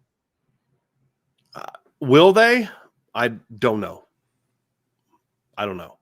I wouldn't be opposed to it. I wouldn't be. We talked about this last week, Trev, and we should do that show soon. Let's do that next week. I think that'll be a fun show to do. What should the ultimate Notre Dame schedule look like? I would have West Coast schools as part of a scheduling block. Like I'm a fan of having blocks on my schedule. So like here's a block, and it's a September block, and we want to add a Big 12 opponent. I don't care, but every year we want to either have a Big 12 or a Mountain West team on it, something like that. Or we want to have a Big 12 or a West Coast school on it. So, and we want to focus on playing in Texas, Arizona, and California more so than any other state, because those are states where we're recruiting a lot. If looking at it from a Notre Dame standpoint, when I say that I'm trying to get in their heads. So we want to make sure that we have some Big 12 Texas team, some Big 12 Arizona team, or a West Coast team, whether it's a ACC team like Stanford, whether it's a Big 10 team like UCLA or Washington or Oregon, but preferably UCLA because you want to get into California, Southern California. So I could see that being what they use to replace that game. I don't know that it's a must, but I do know that Notre Dame likes playing out west. They do. They like having that game in California every other year. I could see something like USC leaving is what Notre Dame needs to then reschedule Stanford and make it a non-ACC game. I could see that. I wouldn't want that, but I could see that. Now, that's a different part of California, though. That's the thing, is that's Northern California where Notre Dame doesn't recruit as much. Their success recruiting has primarily been in Southern California. What if they say, hey, we're going to go sign a 10-year deal with UCLA? I mean, okay, you get out to California. I don't know that beating UCLA every other year is going to move the needle, but in Notre Dame's mind, it's not about playing and beating UCLA. It's about playing in front of a lot of California recruits every year. I think it's more about that. Good deal. Yeah. Kerry Lohr, what round do you project Jadarian Price to be drafted, and is there a chance he stays for his senior season? I honestly don't know. I mean, I looked at last year's – I'm not a draft expert, right? I say this all the time. But I'm looking at last year's draft, and I'm looking at some of the running backs taken in round 2 and 3, and there's some guys that put up some good numbers, but there was also a couple guys in rounds 2, 3, and 4 that didn't put up big numbers. Around 3 and 4, Caleb Johnson had one big year. Trayvon Henderson had a couple good years. R.J. Harvey had a great year this past year, but then you get in round 4, and the kid from Virginia Tech didn't put up monster numbers. Trevor Etienne never rushed for 900 yards. He was a 4th-round pick. Woody Marks put up good numbers, but didn't blow you away. Jarquez Hunter put up good numbers, don't blow you away. Those are all 4th-round guys. And I look at Jadarian Price, and I'm like, as a pure runner, I absolutely think he's better than a lot of those guys. I think he's a better running back than Trevor Etienne. But is he going to have the pass game production to be valued in day 2, which is rounds 2 and 3? That's going to be the big question for Jadarian Price. And the biggest thing he can answer this year is being better in pass pro. That's going to be a huge thing for Jadarian. We know he can run the ball. We know he's a home run threat. And I know he can catch the ball. And if he got more opportunities, he could catch the ball. To catch the ball, I think he would do well. So, like, if Jadarian could put great pass blocking film on tape this year, however many times he has to do it, and he rushes for 900 yards, let's just say, and he chooses to go pro, he's going to be able to do things at the combine and pro day and in any potential workouts that shows, hey, I can catch the football. And I know he can. You go back and watch his high school film, you can see he can catch football. But you better be able to be good in pass pro, because if you can show me in a workout that you can catch the ball, you need to show me on film that you can pass block. I think that's a big thing for him. But I think he's capable of being a 3rd or 4th round draft pick based on some of the guys that I saw get picked in the 3rd or 4th round this past couple of years. And I'm not even just talent wise, but even production. Like Trevor Etienne's got a career path that looks very similar to Jadarian Price's, if Jadarian has the kind of year we think he's going to have. So could he come back for a senior season? Well, for a 5th season in 2026, it's possible. I wouldn't mind it. My hope is that he doesn't come back. And that sounds crazy because y'all know I'm very high on Jadarian Price. But the reason I say that is because if he doesn't come back, it's most likely because Notre Dame is a really good running team. And Jadarian gets his, Jeremiah gets his, and Notre Dame wins a ton of football games and probably plays 15, 16 games. At that point in time, if Jadarian Price goes out this year and runs for 850 to 950 yards, even if he doesn't get to 1,000, runs for 8 touchdowns, and he's averaging like 6.5 yards a carry, what else does he have to prove the next year? He'd have over, he'd be getting close to 2,000 career yards because he ran for over, what was he at the year before? Like 290? Where was he in 2023? He was at 272. And then he ran for 746 last year. So he's already over 1,000 career yards. So that gets him to, 1,018. Am I doing that math correctly? 746 plus 272. Is that 1,018? And so if he comes out this year and rushes for 900 yards, 950 yards, he's getting close to 2,000 yards. The wear and tear is not great, but he's played enough and enough big games that you've seen something. He's shown he can return kicks and be dynamic. He's a big play back. If he can be good in pass pro, I don't see any reason why he can't be drafted somewhere around where Trevor Etienne was drafted this past year. I think he'll test well. I mean, if you look at Trevor Etienne's numbers, Trev, and you look at his his stats, he's best year was 753 yards, and that was 2023 at Florida. His best yards per carry average was 6.1. His best touchdown number was 9. So, I mean, rushing wise, he's not done anything that that Jadarian Price won't have done by the end of next year. The difference is he's had 2 years of over 20 catches. And Jadarian's sitting like right around 10 to 12 catches for his career, 10 to 15 catches for his career. That's the big difference. But certainly can be there. Yeah, some of it's going to depend too on who else comes out in the draft too. Like that is another factor of like where some people project to go. Like the 2026 running back draft class could be very, very loaded. Like very loaded. And Jadarian Price would be in that mix, but you got to think, you have players like obviously Jeremiah Love's probably going to come out. You got Mekhi Hughes, you have Nicholas Singleton, you have Katron Allen, you have Justice Haynes, you have Jonah Coleman, Le'Veon Moss, Mark Fletcher, Quentin Joyner. There's a lot of players that go. I'm not saying that any one of those guys is better or worse than Jadarian Price. I'm just saying this is going to be a much more loaded running back class than last year's. There's a finite amount of picks, and running backs historically don't go like crazy high. That's starting to change, but some that will also play a factor. What's interesting is the higher Jeremiah Love gets picked, then the higher Jadarian could potentially get picked, because we've seen that in the past where if a running back gets picked higher than people expect. So like when Jahmyr Gibbs came off a couple years ago, for example, it was a lot higher than people thought. They didn't think that the Lions were going to take a guy. It was like 11 or 12 or 13, somewhere around there, right? And actually, I can look it up. I'm on that page right now. It was 8th. No, Bijan was taken 8th, which was high. And then Jahmyr gets taken 12th. And I think that kind of can bump things up. We've seen it at quarterback as well, where guys, an early run starts and then guys kind of start getting overdrafted because you're running it. Like you said, there's a finite amount of picks, but there's also at times a finite amount of players that grade out as draftable players at your position. Sure. And if that's a need, then sometimes you got to reach a little bit. Joseph Barrett, was Barry Alvarez ever considered a candidate as Notre Dame's head coach? His response when asked in the interview, quote, "It was never offered." Sadly, I don't believe he was ever seriously considered. Was he considered? I know there were some people, I was told, I shouldn't say, that there were some people at Notre Dame that really wanted Barry to get the job, but none of the decision makers. The other thing, too, is there's a lot of, from what I'm told, a lot of backstabbing going on at the end of Lou Holtz's tenure. And part of that was done by the guy that replaced him. And so he kind of got in with some of the decision makers and wheelers and dealers, and that's partly why he got that job. And I know he coached and, replacement coach because Lou had, I think, missed a game, and there was a time in his last year that he was up in the box because he had the neck surgery and all that. But there was a lot of shadiness going on by the guy that replaced him.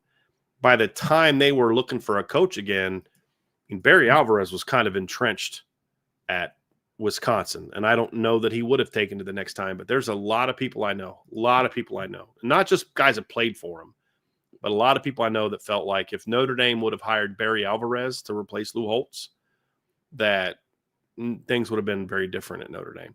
Well, I tend to believe there's some truth to that, but he was never considered by the people that were making decisions. Because at the time, you got to remember, that was an administration that was not pro football at all.